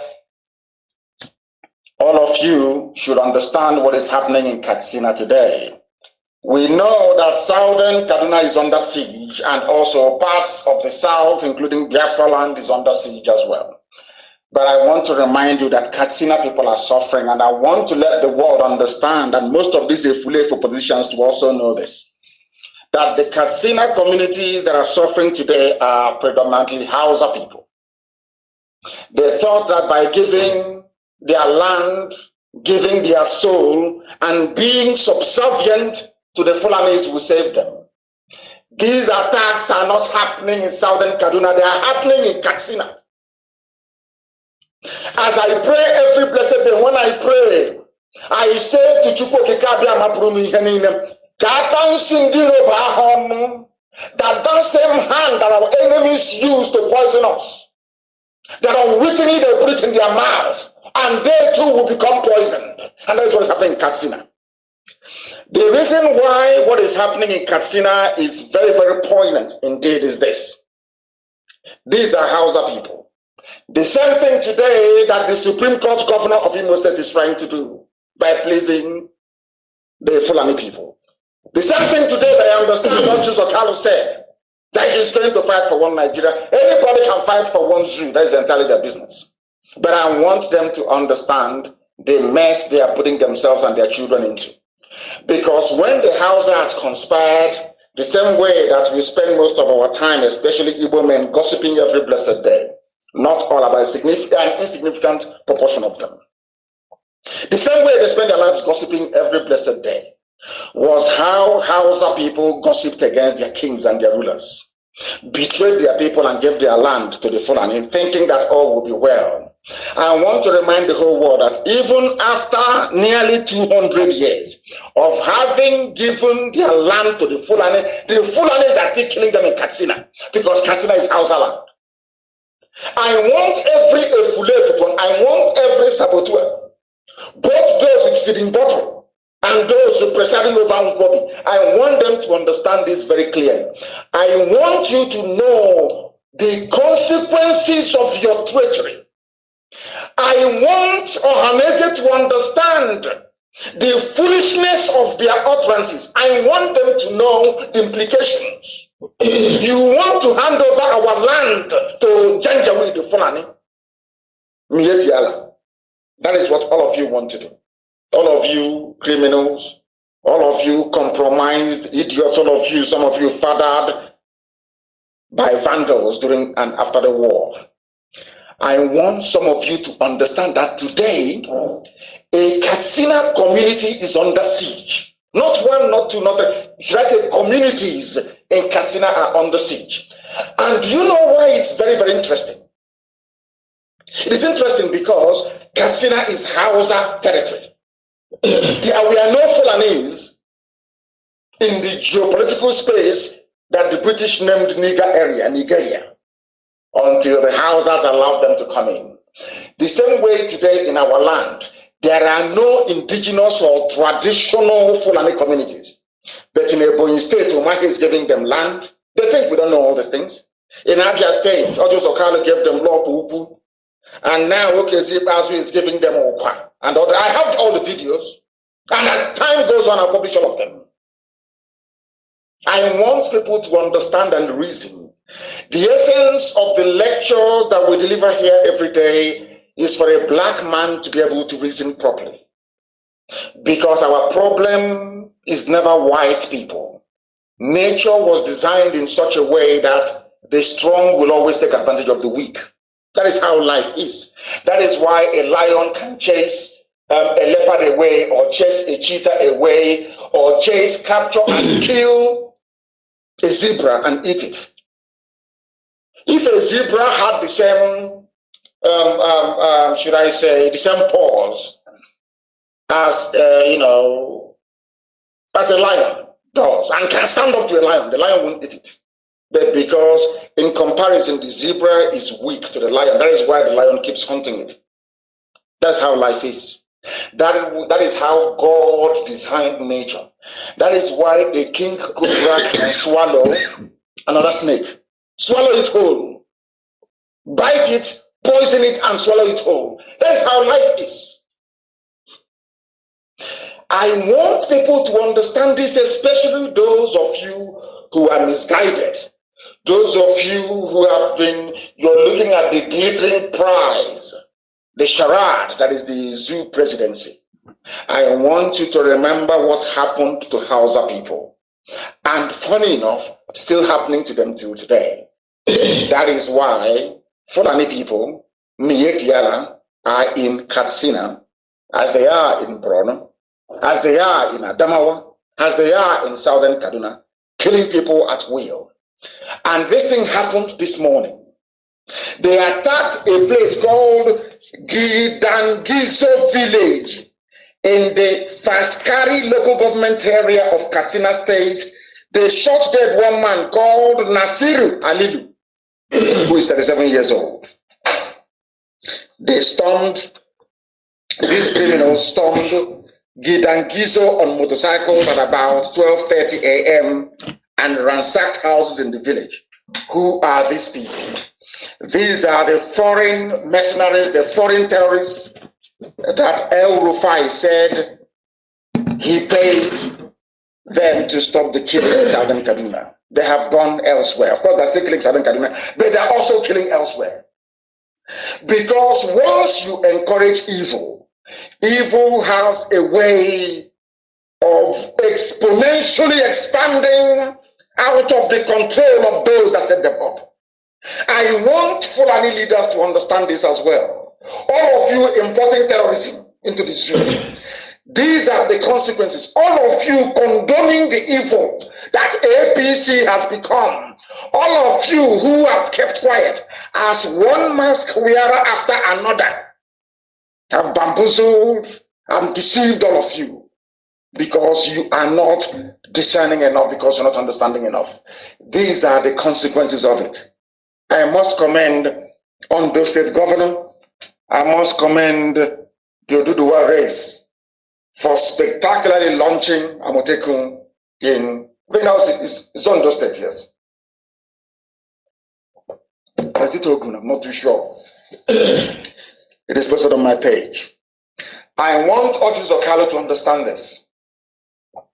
I also want the Supreme Court Governor of Imo State, the F419, or should I say current 419, Hope Uzodinma, to understand this very well. I want Ohanese to understand this, especially the idiot in Anambra that was talking rubbish. I am older than him and he's saying our children. I will knock him on the head if I catch him. He's a child talking rubbish. I want to let all these idiots understand one thing, that your acquiescence, your submission, your willingness to sell your people for the price of a political position or a contract or to be in the good books of the Fulani will backfire, not just on you, but on generations to come. Do you know one funny thing? When Hausa peasants were busy betraying their kings to Fulani emirs, they never knew that a day would come when Fulanis will attack Katsina. Because the three big cities, Hausa cities you had in the Sahel where Gobert, today Fulani too can call Sokoto State. Another one is Kanu. Kanu is an ancient city. Another one is Katsina. Today, do you know that after giving their land to the Fulani, after allowing them to establish and run their emirates, after voting in all exclusively Fulani governors, they are not satisfied. They are still killing Hausa people till today. I want Audio Zokalo to listen very carefully. I know that some people are selfishly self-destructive in pursuit of their selfish goals. They destroy a lot of things. There is a video I will play later, not now, where those that call themselves traditional rulers were sharing money from Fulani people. These are the elders that they claim deserve respect. What they are doing today, future generations are going to pay very dearly for it. These are the things our people would need to understand, if at all they are willing to understand it. Bandits are coming and killing people because Fulani governors, Fulani politicians, Fulani millionaires, Fulani billionaires enriched with money stolen from the treasury. They went and set up terrorist groups, not knowing that those terrorists will turn around and kill their own people. Today they're killing Hausa people in Katsina. Not minding that Katsina has exclusively Fulani rulership. The emirate is Fulani. The governor is Fulani. Not minding any of these things. They are still killing Hausas there. The fathers, should I say, the forebears of the people you have today in Katsina were those that sold their land to the Fulani. But that didn't stop them from being killed. For the sins of their forefathers, over 200 years ago in Katsina, they are being killed today. This is a lesson I want Audio Zokalo to learn. A lesson that I want Ohaneze to learn. A lesson that I want the Supreme Court Governor of Imo State to learn. This is a lesson for us all. Because what we are allowing today in our land, if it continues to grow the way it's been growing,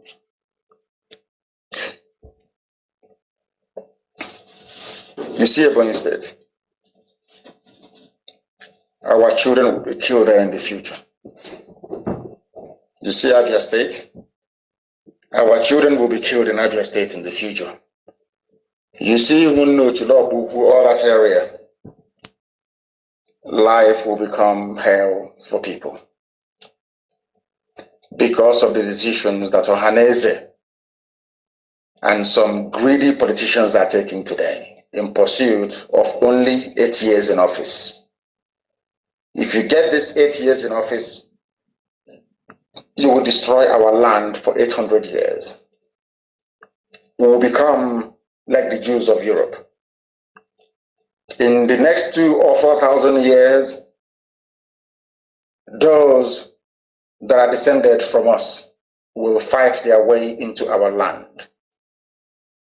And if by then Britain continues to wield the same amount of power that it wields today, the same way that Britain said that Israel will not exist, is how Britain will then stand up and say that Biafra will not exist.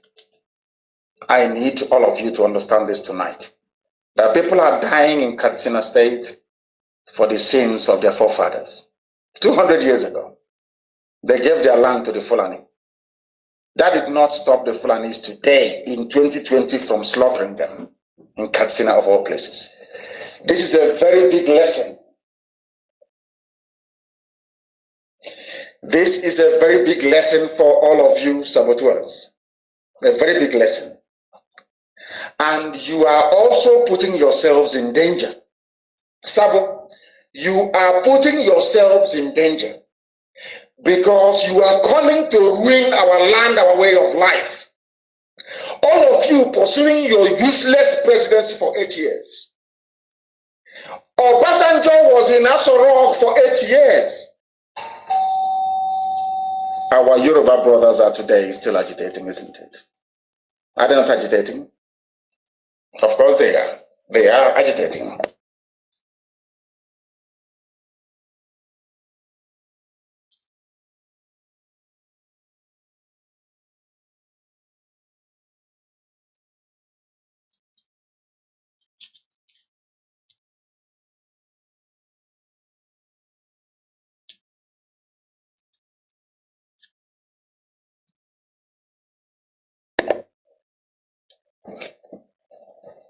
These are the things that I want people to understand. That 8 years you're looking for today, the Yorubas had it. They had it for 8 years. And what became of them? Today they are agitating for the Dual Republic. Today they are at the forefront of trying to return the zoo to the 1960 constitution of regionalism. 8 years did not do anything for them. Jonathan was in power for 6 years. What did he do for Biafra? Nothing. Today we are still agitating to have Biafra. All of them from the north that have been ruling for heaven knows how many years. What has happened? Absolutely nothing. People are dying even in Katsina today. What does that tell you? That giving you 8 years in office cannot solve any problem for you. It cannot do anything for you. We want to remind all of them, all of you who are clamoring and campaigning and talking rubbish about presidents and saying you don't want Biafra, or that you've been mandated to talk about one Nigeria. We want you to understand the damage that you're doing. All of you are behaving exactly like Azikiwe against the advice of Mazi Ojika. All of you are behaving like you don't see exactly the same thing they were telling you don't see, he wouldn't hear. They were talking to him, he would not hear. They begged him, he said no. Unitary system, one Nigeria. And he paid with his life. All of you don't know history, you don't study history, you know nothing, your brains are empty. All you're seeing is money. All you see is money. All you are after is money, power and influence. And let me ask you a very simple question. How many people can remember who Jonathan's tenure in office? How many children today or adolescents can remember who Obasanjo is? I can assure you that not many people. These are the things that you need to factor in. Because we in IPOB, we sat down for many years. We considered all these permutations. We came to the conclusion that only freedom will suffice. Let everybody be on their own. And if they want to get together in the future, that's entirely their business. These are the things that the Fulefus must understand. And as we are preaching tonight, if nothing would move you, all of you Efulefus, all of you fools talking about one Nigeria, all of you yapping your rubbish every blessed day on the pages of newspapers, all of you talking garbage about presidency. Let us play. You've also, this clip went viral, it's everywhere. But I want to play this clip again for the benefit of those who are listening all over the world, especially those lecturers in Argentina and that very lovely white lady in Cologne. I want people all over the world to understand what somebody who has seen money tasted power sounds like today in the zoo. The former deputy governor of the Central Bank of the Zoological Republic, that the world may know, that the Fulefus may know, because there's something called expediency. Those things you're doing today, campaigning for zoo presidency, saying, oh, we are everywhere, we own shops, we own chemists and all that rubbish. The Jews had the same thing in Europe. It didn't stop them from being slaughtered. And as Mbako once said, a first fool is not a proper fool, it's a second fool that is proper foolish. I think it goes somewhat like that. We were killed over 5 million before. The world never questioned. Nobody asked questions. Nobody stood trial. No tribunals were convened nor set up. Nobody was tried. Even the fool that killed over 5 million people, go on, is walking about today telling us to pray. Let me tell you something. If we make the mistake of falling into this trap of one Nigeria, one zoo, one presidency, I can categorically assure you that the next time they will kill over 10 million. And as long as Britain is there to protect them, the world will not set up any inquiry either. Only 150,000 people die. I'm not trying to diminish the lives lost in Rwandan genocide. There was an inquiry. People were killed in the Congo, there was an inquiry. People were killed in Bosnia as a governor. In the Yugoslav war, there was an inquiry. People were killed in Cambodia under Pol Pot. There was an inquiry. The UN stepped in. 5 million of you were killed and nobody asked any question. If that doesn't remind you to love yourself, then nothing else will. Nothing else will. The mistakes the Hausas made, we cannot afford to make it. The mistakes that others have made, we cannot afford to make it. And do you know why? Because we have too many enemies than those people. There is no other race on this earth that is hated more by the British than Biafra, and the Igbo man especially. There are 3 races that Britain hates very bitterly. The Irish, the Kikuyus of Kenya, and the Igbos. Go and ask, go to your history. It was a Times editorial. What I'm telling you, I read in a British newspaper. They hate us with a passion. That was why they set up the Willings Commission to divide us, despite the fact that you have more varied ethnic groups in the north than in the south. Despite the fact that the same British anthropologists wrote that Ibibio and Igbo are the same. Despite the fact that if you go to Wikipedia, you will see them write very clearly and legibly that Anang and Igbo, they are one. It is there. It is for everybody to see. Yet they set up a minority commission and established the Niger Delta rubbish, the nonsense you call Niger Delta, to divide us, to cut us into pieces. So we hate ourselves. But they went to the north. Nobody told you, all of you listening tonight, that there are more Christians in the north than Muslims. Are you aware of that? There are more Christians in the north. The same British defied the laws of geography, came down almost to the confluence of River Benue and Odumili Obaro, that is the proper name. They call River Niger, and said the north starts from here. All of those things were engineered to hold us down because of what the British found in Enugu. Because of what the British, I'm not going to tell you what that thing is tonight. There was a treasure they found in Enugu. And that treasure reminded them that indeed these Biafran people are the chosen people of God. And Britain proceeded. They proceeded to make sure that the world will not hear about us. That the pyramids as in Sudan were the same dwarf pyramids you have in Egypt that we have in our land. Britain saw these things and they went crazy. They said, if we allow these people to emerge, if we allow them to stand as Biafra, light will come into Africa. And Britain swore over their dead body, will Biafra emerge. There is something that Britain doesn't know. I preached this gospel in the year 2015 and I'll preach it again tonight. You see, Britain will be taken over by Muslims. Write it down as I'm telling you now. Britain will divide.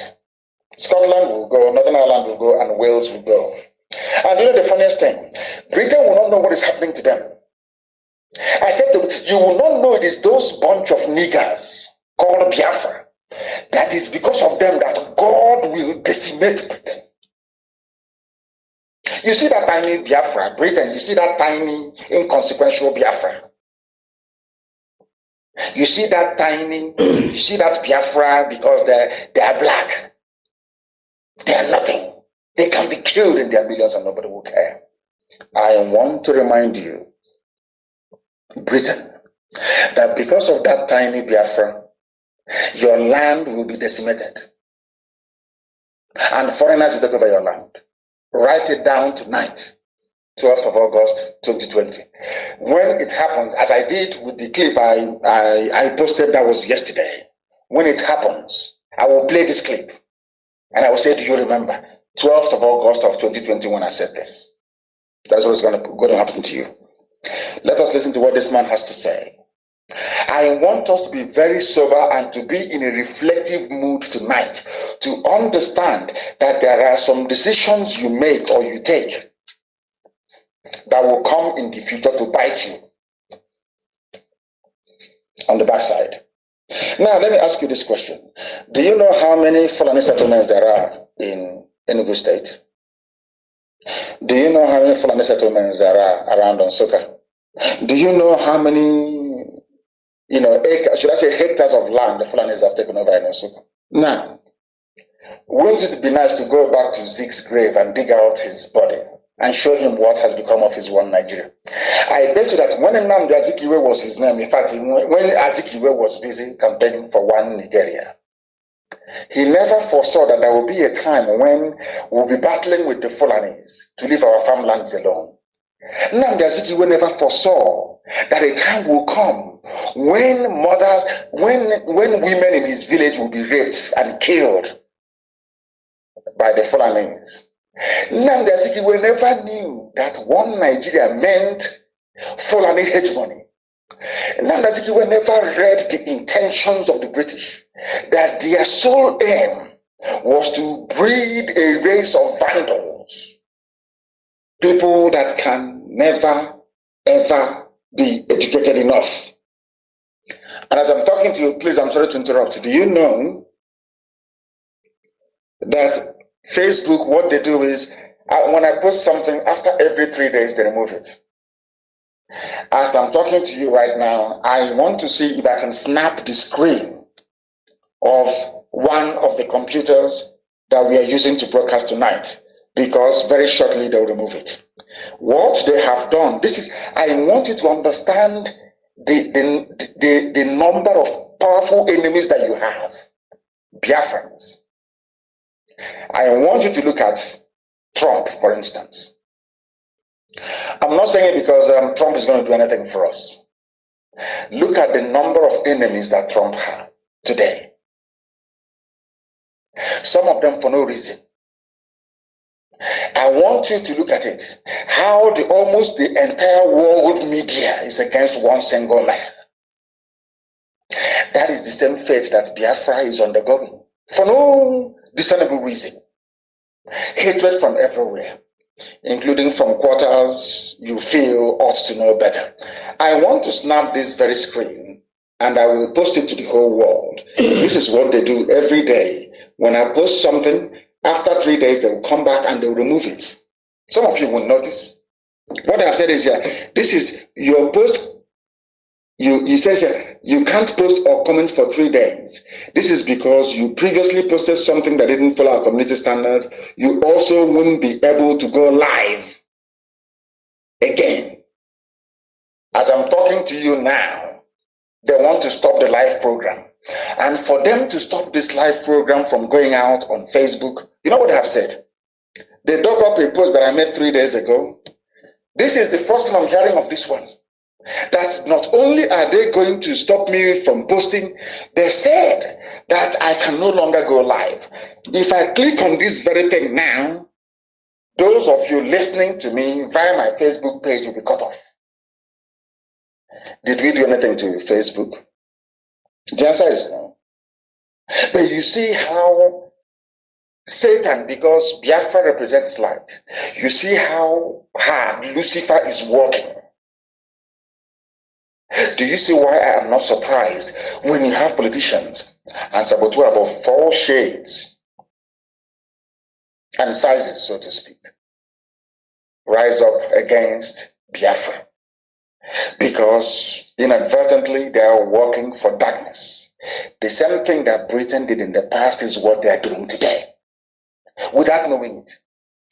If you told Zeke that, Zeke, you are being used by the devil, you are doing the devil's work by campaigning for one Nigeria, he won't listen. But today, around the same place where he owns his mansion or his compound in Nsukka, around the Zeke's flat that he took money from Africa Continental Bank, ACB, and built, that led to the death of Mbono Jika. Not too far from Ebawa in Nsukka, the Fulanis have taken over. But he's a learned man, PhD holder. I give that to him. But do you know that this PhD holder could not foresee the consequences of his actions? And today, we are the ones suffering it. That is what I want the Fulefus to understand. That is what I want them to have in mind.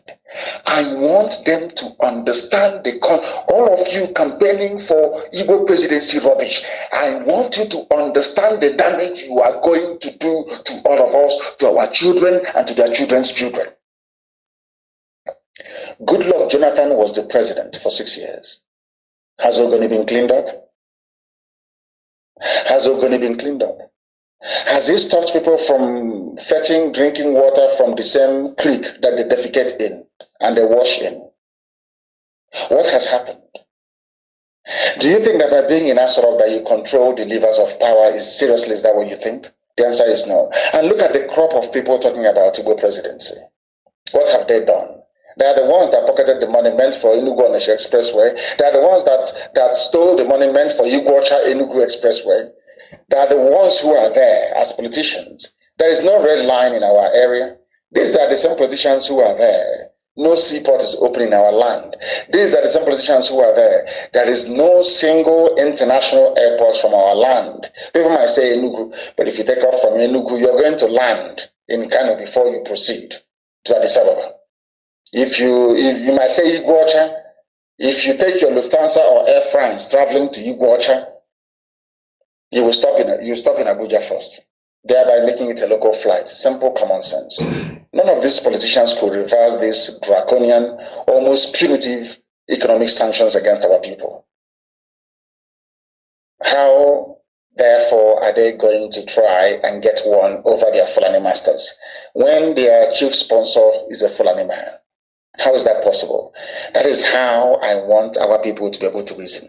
Now let us listen to what is happening in the zoo. We know everywhere is insecure. We know people are dying, people are being killed. But let us hear from those who are directly being affected, from them who they think is responsible for the mess. That way you will know the mess everybody is in. That way you will know the mess that 200 million people are in. People are in a mess and they don't know it. Let us listen, please. Which is it for you, Dr. Badaya? Do you think the government is unwilling or unable to protect the people of Southern Kaduna? Yes. In fact, it is not only unable, it is unwilling, and we have good reason to feel that they are part and parcel of the killers. Are you listening? This is Mr. Obadiah. He is the former CBN deputy governor. So I'm sure some of you have seen this clip. It's gone viral. It's everywhere. Later on, you will see that he's been invited by DSS. What he's saying is that exactly what I've been telling U.S. lawmakers. I have been telling U.S. lawmakers that the government of the zoo, I call it the presidency because there is no president. The collection of Fulani criminals, that they are indeed the ones sponsoring terrorism. He is not a Biafran. He's from Middle Belt. They are the ones who are being killed. And he has opened his mouth to confirm it to the whole world. And in the same place where this very news is reverberating, which is in Abuja, the British High Commission is there. British intelligence services, they are there. U.S. Embassy is there. U.S. intelligence services, they are there as well. But one thing some of you don't know is, as I read out to you a few programs ago, the reason why Britain created Nigeria, is because they wanted a country with a large land mass and population through which they can control the whole of Africa. That is their aim. The same way that they're controlling your lives today through cattle rearers and nomads. Mietiala. Britain is running your lives through Mietiala. That was the plan that Britain had for the whole of Africa. Britain thought that this zoo they are creating will rise up one day to become a major power, both politically, militarily, and economically. So that way, through whoever stays, either Dodambas or now Asarok, the British will be able to control the whole of Africa. But that backfired. They were backing up the wrong horse. They were putting people into power who never understood democracy nor modern governance. So that project failed. They're now focused on the zoo. That is why they will always support the Fulanis to rule over you. It's a very simple game. They want control of your lives. And the best way to do it is to appoint the Fulanis to do that for them, and that's what they're doing, and doing it brilliantly. That is why there are killings going on. Britain have not said a word.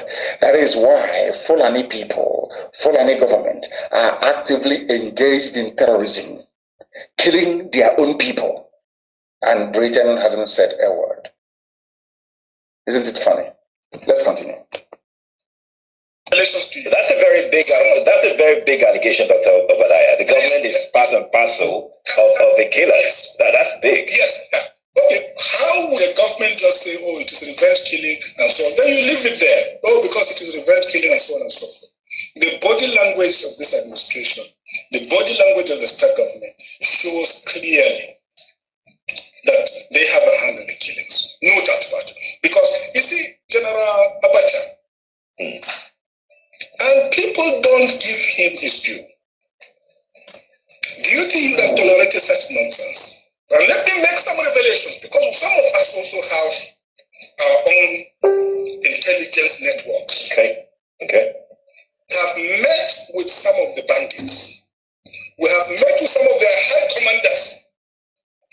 One or two who have repented. They have sat down with us, not once, not twice. They told us that one of the northern governors is the commander of Boko Haram in Nigeria. Are you listening? Boko Haram and the bandits are one and the same thing. They have a sophisticated network. During this lockdown, their planes were moving up and down as though there was no lockdown.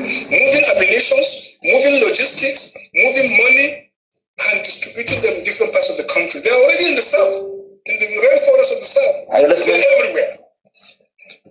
And which people have the rainforest in the south? Is it not Biafra? And parts of Oduduwa as well. During lockdown, they were moving the same thing I've been telling you. During the lockdown, they were moving people, moving the terrorists all over the place. All of you saw it. Some of you saw it. You saw them moving their terrorists all over the place. We kept warning you that these are terrorists. Did you hear Britain say anything? I made a post today, and I reminded Britain of the formation of Amotekun. I also reminded Britain that Mietiala have now formed their own vigilante across the entire 36 states of the zoo. The day now we launch our own, Britain will be the one to now write US and tell them to please watch IPOB very well because they are trying to foment trouble. Others have done theirs, they've not said anything. This man is telling you something that should, had this happened anywhere else in the world, there will be pandemonium, there will be a raft of condemnations from UN, EU, everywhere. Ask yourself this question. Why is it that no matter what the Fulanis do in Asarok, there is no word of condemnation from the British? Have you ever asked yourself why? Maybe one day you need to do that. The answers you will find, I can assure you, you would not like. Have you heard what this man said? They are now in the rainforests of the south. This is something that the likes of Ojus or Kalu do not know. They don't know that this nonsense they are uttering now about president cities, one Nigeria, Nnamdi Azikiwe did the same rubbish. Look at the mayhem, look at the death and destruction that the Fulanis are visiting upon us today. You know, black people, they don't learn from history. And we are told time and time, or we've been told time and time again, that history has a very funny way of repeating itself. The same rubbish is happening now. In their own era, it was Zeke, Zeke is learned, he went to America. Can you see his grammar? We fell for that garbage. Today we are suffering. Today some idiots are coming out campaigning. They are the political elite. They are the elders. Listen to them. The same way that our fathers listened to Azikiwe, look at where we are today. You want us to listen to this breed of almost half-educated illiterates. And think of what shall become of our children in the next 100 years. That is how men reason. That is how sensible, reasonable people reason. Now, tell me why in a country that claims to be a democracy, the presidency itself is actively involved in engaging terrorists to be killing people because they have an agenda, Islamization. of which Britain is in support of.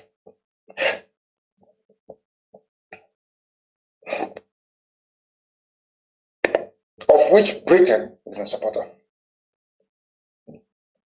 Let's listen again. Listen carefully. We leave it there. Oh, because it is revenge killing and so on and so forth.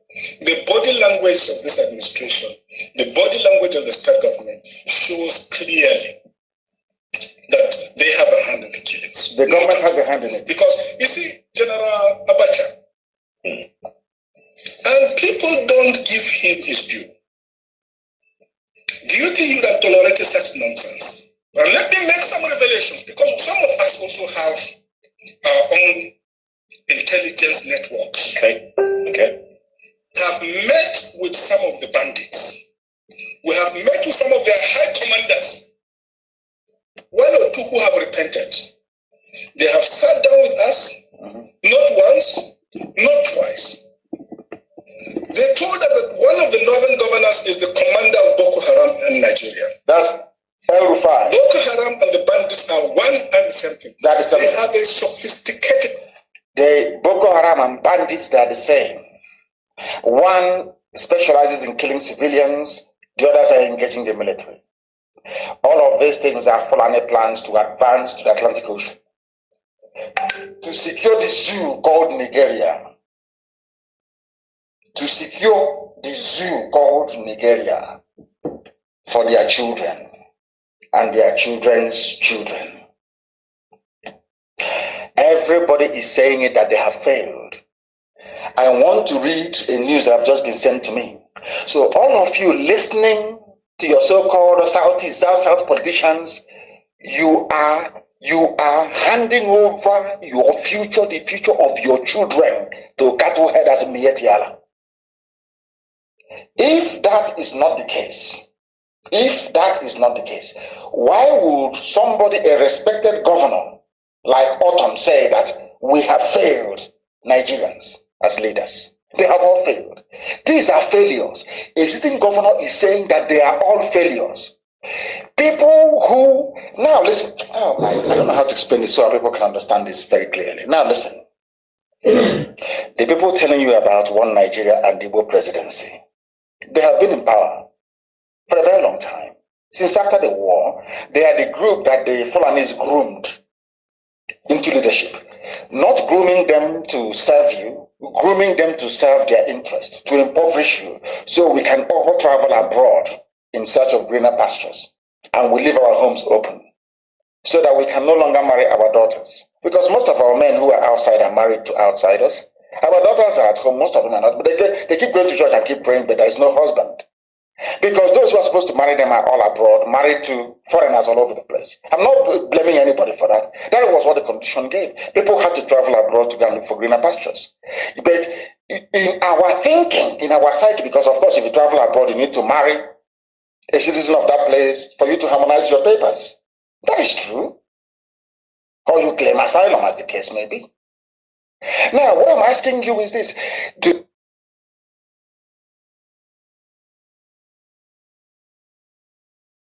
Sisters that nobody can marry. But when we are traveling abroad, we never think about it. Or we are looking for green paper or asking for residency, we don't think about it. We marry foreigners, we marry outsiders, our sisters, nobody marries them. Now you understand. These are what is called the unintended consequences of our actions. Tonight I'm telling you that the unintended consequences of the actions of these useless politicians talking rubbish about presidency, rubbish, one Nigeria garbage. Our children will bear the consequences, not them, because by that time we'll all be dead. What is now happening in the Middle Belt, happening in the North, will happen to us as well. But this time around, at a far more grievous, a far more heightened scale, and nobody will come to our rescue. Do you know why Facebook removed the post that I made? Because in the post I made, I told Britain that they created the nigger area. I said to Britain, today you can see what your Fulani pets are doing. You cannot talk. The day we rise up now to defend our land, I will bring you their submissions and their letters to UN, to EU, to everybody.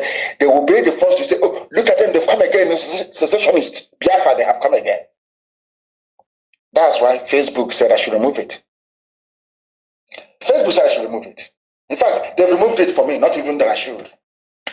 And they have banned me. So I don't know if this very broadcast is still going, and I'm sure they will tell me. If this broadcast is not getting through, I'm sure somebody somewhere will tell me. It is still ongoing on my page. These are the enemies you're facing. Very powerful, but you don't know. Their plan was to depopulate our land. Their plan is to keep sponsoring all these terrorists until we flee from our villages. Their plan is to take over our land. And I can assure you, no world power will come to our rescue. For the simple reason that one of the few good people left, which is the US president, he's under siege. Trump is under heavy siege. From the left, everywhere he's being bombarded. Because he's doing the work of God. Look at where we are today. A man is telling you that the government of the country some of you pledge allegiance to is complicit in the murder of you. They are slaughtering all of you.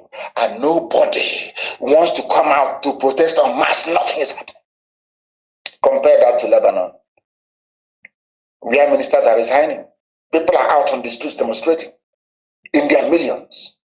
Compare that to your apathy as a black baboon in Africa. It is very clear. This man has said it all. What else do you want to hear from me? And the reason why I said that Governor Autumn is one of the few reasonable, sensible politicians in this zoo, because he calls it as it is. That's why I respect him. He says things the way they are. He said, allow responsible citizens to carry assault rifles. Only, can you believe that people are sick? Can you believe that in a country you claim is yours, Nigeria,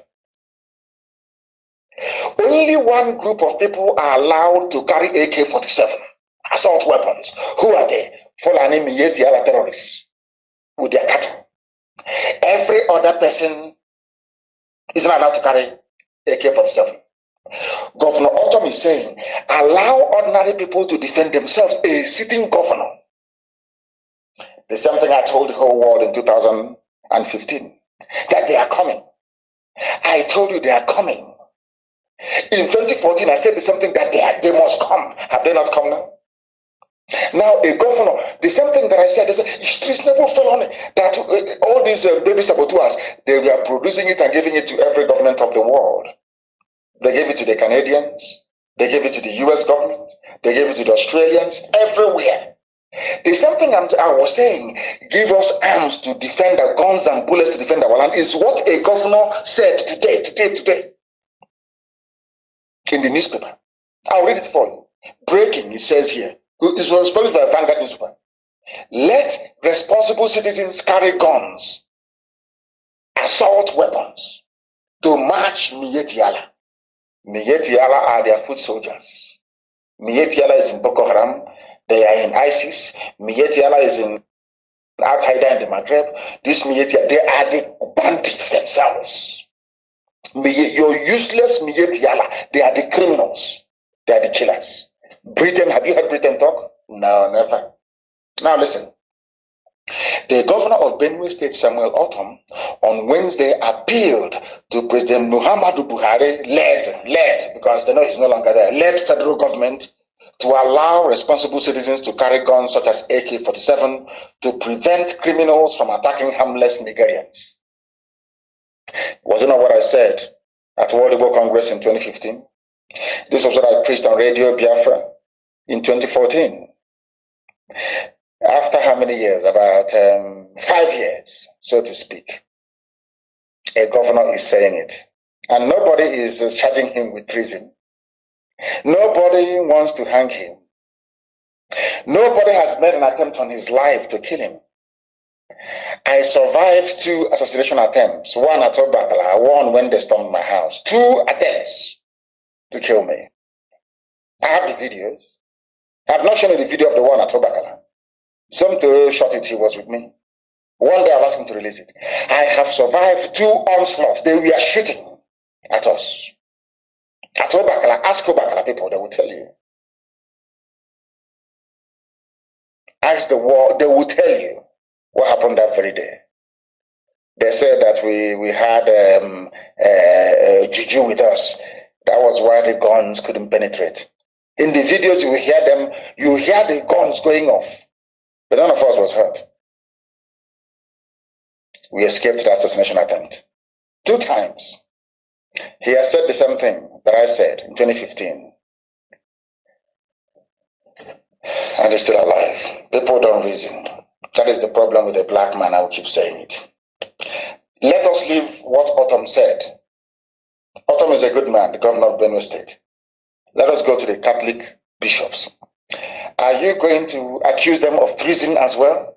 Is Britain, are you going to accuse Catholic bishops of treason? The same Catholic bishops rose up and said, defend yourselves. Defend yourselves. All of you have seen you have read the news. Is that not correct? Defend yourselves. Catholic bishops have asked Nigerians to rise up and defend themselves against attack by bandits, headsmen, kidnappers, and other violent criminals across the country. Catholic archbishops.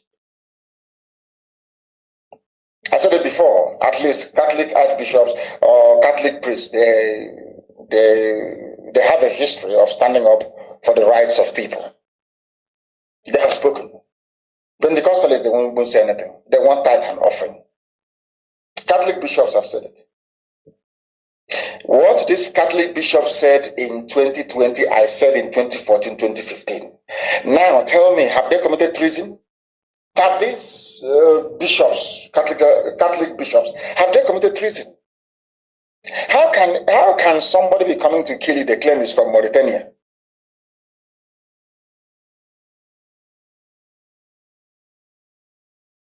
Somebody from Mali, somebody from heaven knows where, coming to kill you. Because if you catch them and say, oh, they are foreign bandits, they are foreign terrorists, coming to kill you. Yes, somebody is telling you not to defend yourself. You listening to such a fool, are you not an idiot? You see, when I speak, they say I insult them. Tell me, people that exhibit this level of idiocy, why they shouldn't be entitled to insults. Nnamdi Kanu said it. He said, bring him, let's hang him, let's kill him. A governor have said the same thing that I said. Catholic archbishops are now saying it. Are you coming to me to apologize? Maybe one day they will apologize. Maybe. But I just want to let you know that what we see 5-10 years ahead, you cannot see it now. That is why everything we do always yield the right results at the right time. There are some things that we say on air. There are some things that I say to people. I tell them. They find it very confusing and baffling. They wonder how is that possible. But one day it will happen. By the time in 2015 I was telling World Igbo Congress to give us guns and bullets, people thought I was crazy. They said he's a warmonger. He wants to start war. And I said to them that I have seen something you cannot see. They said, how? Are you a prophet? Are you a man of God? I said, I'm not. But I preach the gospel of Elohim. Chukwu gives me revelations. And I tell you, and they will come to pass. They said, no, it's not good enough. That thing I said 5-6 years ago, Catholic bishops are now saying it today. A sitting governor is now saying the same thing. What does that tell you about us? That we are very special. Very, very special, I assure you. We see things that others cannot see. And when I tell you that the zoo is gone, the zoo is gone. If I tell you that Biafra has come, Biafra, that is nothing. Let me tell you something. People, I said this last week. The reason why I said Biafra is the last miracle is because despite all the opposition against the emergence of Biafra, especially from Britain, Biafra will come.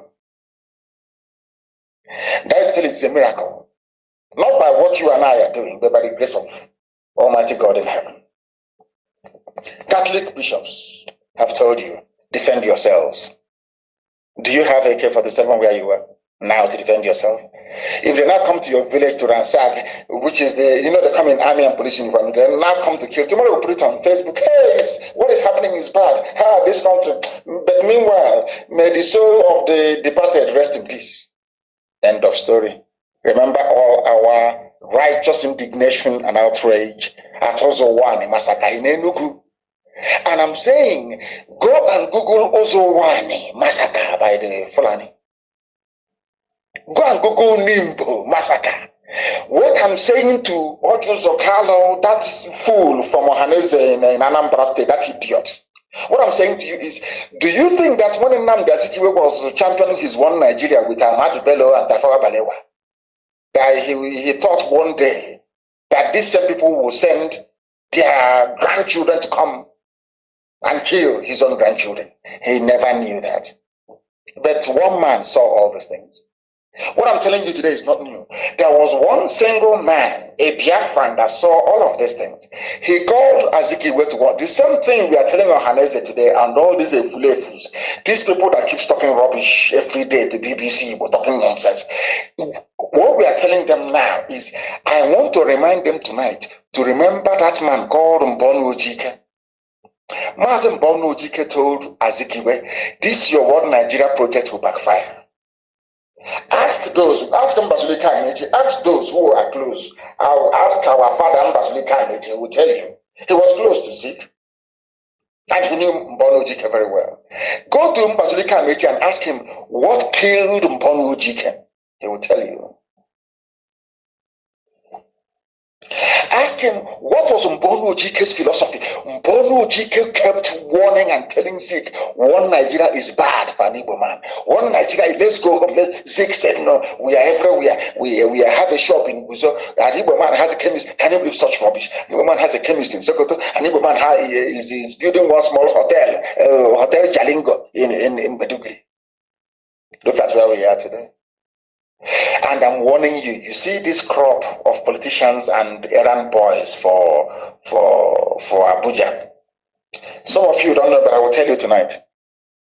Do you know the reason why they insisted that Hope Uzodinma should be the governor of Imo State? You don't know, but I will tell you. You see, that is how the Fulanis think. The Fulanis, they think ahead. Fulanis knew that Imo State will produce the next Ohaneze President General. January 2021. To tell you how advanced they are, the Fulanis, in terms of their thinking. Because the Fulanis, they want to retain control over Igbo land. You know what the Fulanis did? They have it in the clerk already. In the Niger Delta, is their houseboy, is their errand boy. Edwin Clark was a front-line saboteur during the war. So South is sorted. Pandev is in their pocket. Do you know why they put Hope Uzodinma in power? I will tell you tonight. Because of Ohaneze PG, January 2021. It is the turn of Imo State to produce the next Ohaneze President General. And they know that it is the prerogative of the governor to nominate somebody and then cajole the rest of the governors to put that person in power. That was why they put Uzodinma there. Nothing more, nothing less. So you don't know. I am telling you now, they knew. So they went from number 1 to number 4.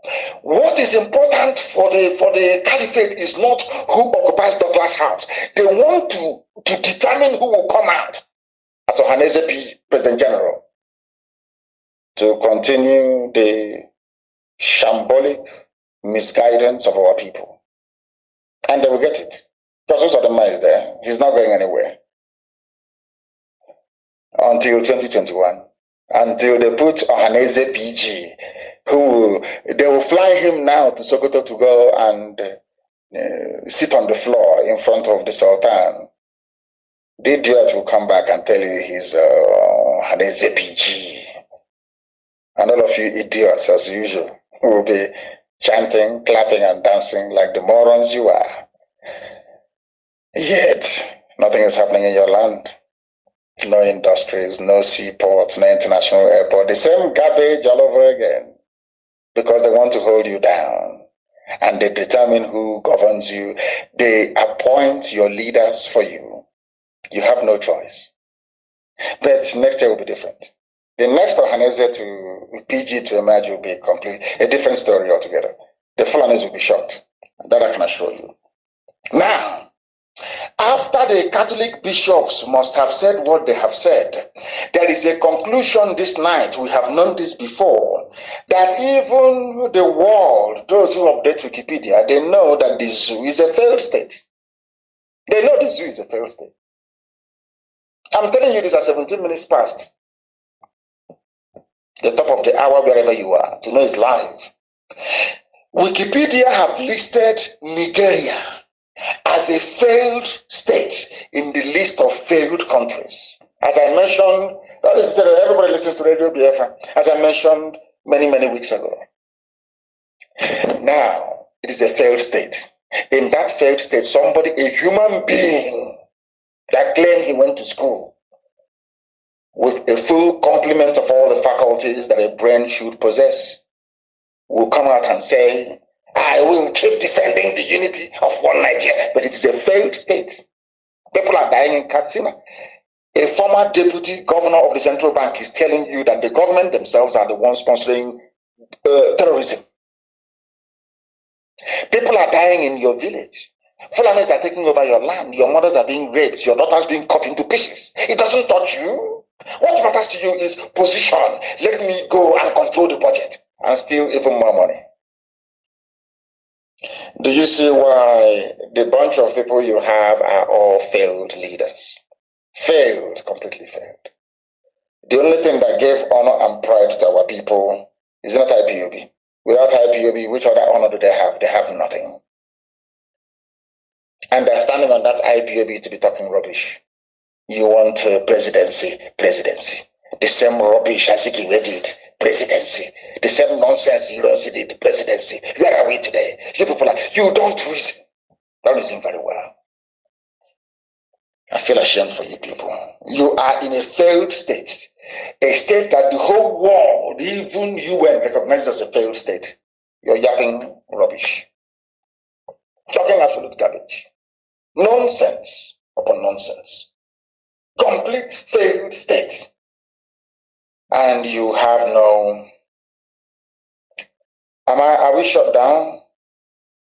They said we've been shut. Is that possible? I don't think so. Pastor Jack is saying that but I can see that Facebook is on. It's not been shut down. If it's shut down, I'm sure that Chinasa, Maka, and all the rest of them, and Madabu, they will text to let me know. I think that please confirm that the Facebook is still on, because I have this thing here on the screen. I can't see it because I'm afraid that if I click on this very thing, that they will take the whole thing down. So I don't want to touch anything at all.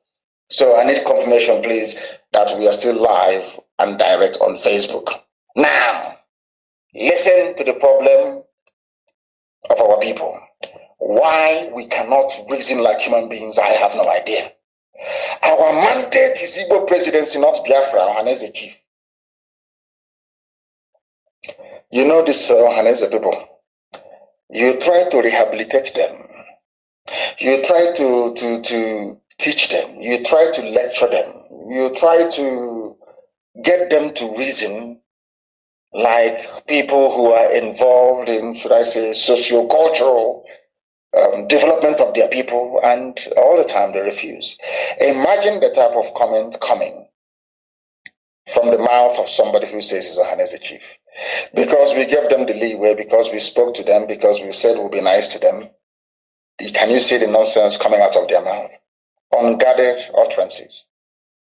When it was the time of the Yorubas, when they wanted to agitate, using OPC and the rest to agitate, did any Yoruba politician come out and say, we don't want to do what we want is a Yoruba presidency?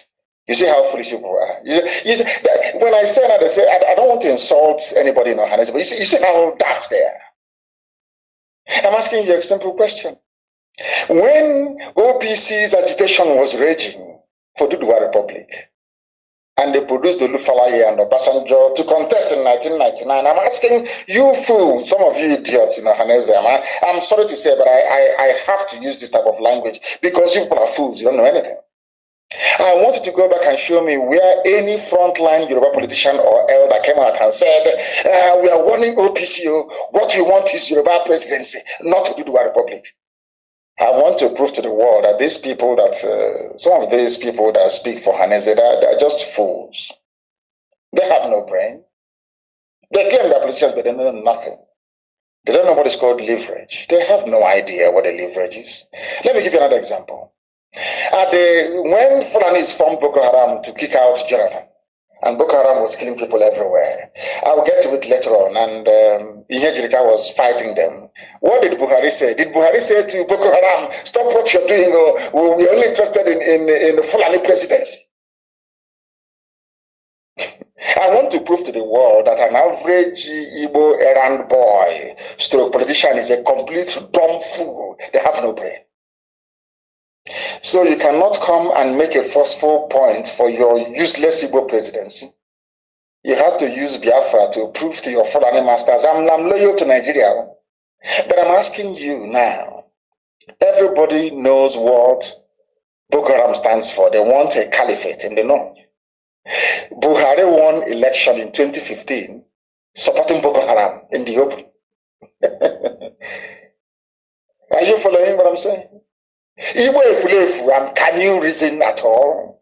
Idiotic Igbo efulefu, Hanezeka, is your brain, can your brain actually articulate? All of you idiots, one Nigeria, this one Nigeria, that. I'm asking you, when Buhari was defending Boko Haram in broad daylight, an attack against Boko Haram is an attack against the north, did he say to Boko Haram, our problem is Fulani presidency, not caliphate? Did you not vote Buhari in 2015 despite his support for terrorists? Did you not have a choice of choosing from two Yoruba men, Olufalaye and Obasanjo, as a direct result of OPC's agitation following the annulment of June 12? Not Nadeko, grassroots agitation on the ground by OPC. They gave them two presidential candidates at the same time. They invoked the doctrine of necessity. But a typical useless, daft, Igbo idiot politician with no brain. You think by attacking Biafra that the Fulanis will give you Igbo presidency? See how foolish they are. I've been able to prove it to you, how daft you are. I want you to go back and get me any condemnation of Boko Haram pre-2015 from Buhari. None. He was supporting them. I'll read it for you later. When you tell these people that, your elders, the elders of their brains are empty, they know nothing. They were all groomed by Fulani people. Fulani brought them out. The same way they put hopes on them there to control the outcome of Ohaneze leadership tussle come January of next year. I'm asking you, I want you to show me where a Yoruba politician rose up in 1999 or before and said, our problem, Gani Adams, you're warning you, our problem is Yoruba presidency, not all these things you're doing. And they still got it. The Yoruba men contested. I want you to show me where Buhari came out and said to Boko Haram, we don't need your caliphate. You're causing us problems. You're causing us problems. Show me. Instead, Buhari said, they are our brothers. An attack against them is an attack against the whole North. Did he not win elections?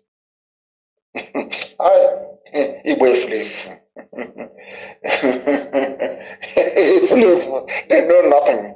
Yapping rubbish. One Nigeria. We want from Nigeria. I will defend one Nigeria till I die. People talking rubbish. Our mandate is Igbo presidency, not Biafra or Haneze chief. Because we made the mistake of talking to them. Have you seen? You see their lives? You see how they behave? They have no brain, no knowledge of history. Stupidity everywhere, from top to bottom. Stupidity everywhere. All they do is, we are elder. Still, their brains are. And I said to them, don't foolish young people grow old? All some of these baby saboteurs we have now, they're not going to grow old. So when they grow old, they become elder as well. Is that correct? We are preaching the gospel of redemption, please. Live and direct. Live and direct. And the Vanguard newspaper today rushed and published it. Igbo elites have turned down on Nnamdi Kanu's rhetorics to achieve the structure of Nigeria. Only Igbo politicians, or should I say Biafran politicians, they are the only ones that think that attacking their own people will advance their goal. When I came out, I attacked the enemy, the zoo state, Fulani Janjaweedism. But some of this, do you see how they groom their baby saboteurs to follow after them? If live life. They never attacked the Fulani Janjaweed. They never attacked what is happening in the zoo. It is Nnamdi Kanu's rhetoric.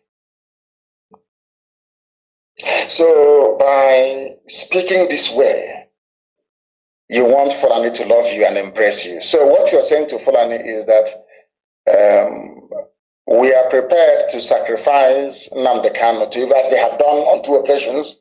We can kill him for you if you want. If that is what they're saying, in effect, is that if IPOB and Nnamdi Kanu is the reason why you cannot give us presidency, promise us anything, we'll kill them for you. That's what they're saying. Do you see the saboteur mindset of an Igbo man? Sabo to the core, to the bone marrow. Do you see what they are doing to themselves?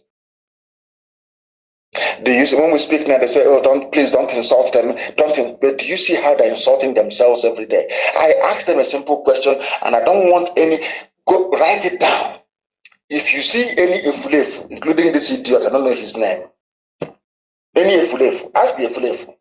Throughout the agitation of OPC, I want you to show me where a Yoruba man came out on a national newspaper and said, OPC, stop this thing you're doing. What you want is Yoruba presidency. I said, show me one article. Again, show me an article that says that they don't condemn Boko Haram. What we want is northern presidency, not caliphate. Show me one article. You will see none. Do you know the funniest thing? Their politicians backed OPC. They got the presidency. Fulani politicians backed Boko Haram, a terrorist group. They got the presidency in 2015 and they're still writing today. You people that every time you keep sacrificing yourselves to the Fulani, have you gotten anything? Ordinary vice you cannot get. Ordinary Senate president you don't have, you have nothing. That is the price you pay for sabotage. Treachery. You think they don't know in the North? They know now, they're laughing at you because you're dumb. You wear that cap and you're talking rubbish. You're an elder, a little boy. In IPOB, we have Council of Elders in IPOB. We have crowned heads in IPOB. We have kings. In fact, let me put it this way, traditional rulers. And a chaff, a complete chaff is calling them youths. Those youths. Have you not seen our mothers before in Anambra? Do they look young to you? People that gave birth to men who are older than you. You're calling them youths. You see how foolish they are. You see how foolish they are. Unbelievable. Unbelievable. That's their lot. That was how Zeke sold them down the river. And today you're suffering it. Are you not suffering it today? The same Efulefu mentality. I want to prove to all of you that this very effort to Islamize, to take over our land, is a concerted effort. And the reason why I like other people, the stupidity, I'm not saying that there are not some, of course there are some Biafran journalists who are very good. They will always try to be objective and report what is happening. But there are those who are fools. I want to use Daily Trust in the North and most of the Lagos-based newspapers in the West to also educate our people. I want our people to understand this. I want Biafrans to understand this very simple logic. The same way I've been able to prove to you that throughout the agitation of OPC, for Oduduwa State when they perceived the injustice of June 12 annulment. They agitated. No Yoruba man came out to ask OPC to stop what they're doing until they got Yoruba presidency. The same thing happened in the north. No northerner came out and said to Boko Haram, stop what you're doing so we can go and get Fulani presidency. No. Two of them were working together. As a result of Boko Haram, Buhari got into office. As a result of OPC activities on the ground, the Yorubas got presidency. They never attacked their frontline activists. Never. Only an Igbo man does that. And that's why they have nothing. Do you see how foolish they are? Do you know that Daily Trust newspaper is a Janjaweed paper advancing the Fulani cause? And they know that the last line of defense is IPOB. They know that. That is why they will attack it. Let me tell you what they claim an Igbo man wrote. Nigerian army inroads into the southeast, where they are praising, his name is Linus Okoye. He was writing and praising Fulani army killing their own people. An Igbo man, Linus Okoye. Because tomorrow when people get upset, when men rise and get upset and start dealing with these saboteurs, some of you will start complaining. We look at what they are writing. And a Daily Trust newspaper gleefully wrote it. Daily Trust is working. It's a Fulani paper working for the Fulani Janjaweed. Do you know what this fool said? That the Nigerian army has done so well in the southeast. This is the army that killed his people. The massacre that Amnesty International documented at Mpo. Massacre in Aba. Nobody's hiding that. Did Britain say anything? Was there any commission of inquiry? No.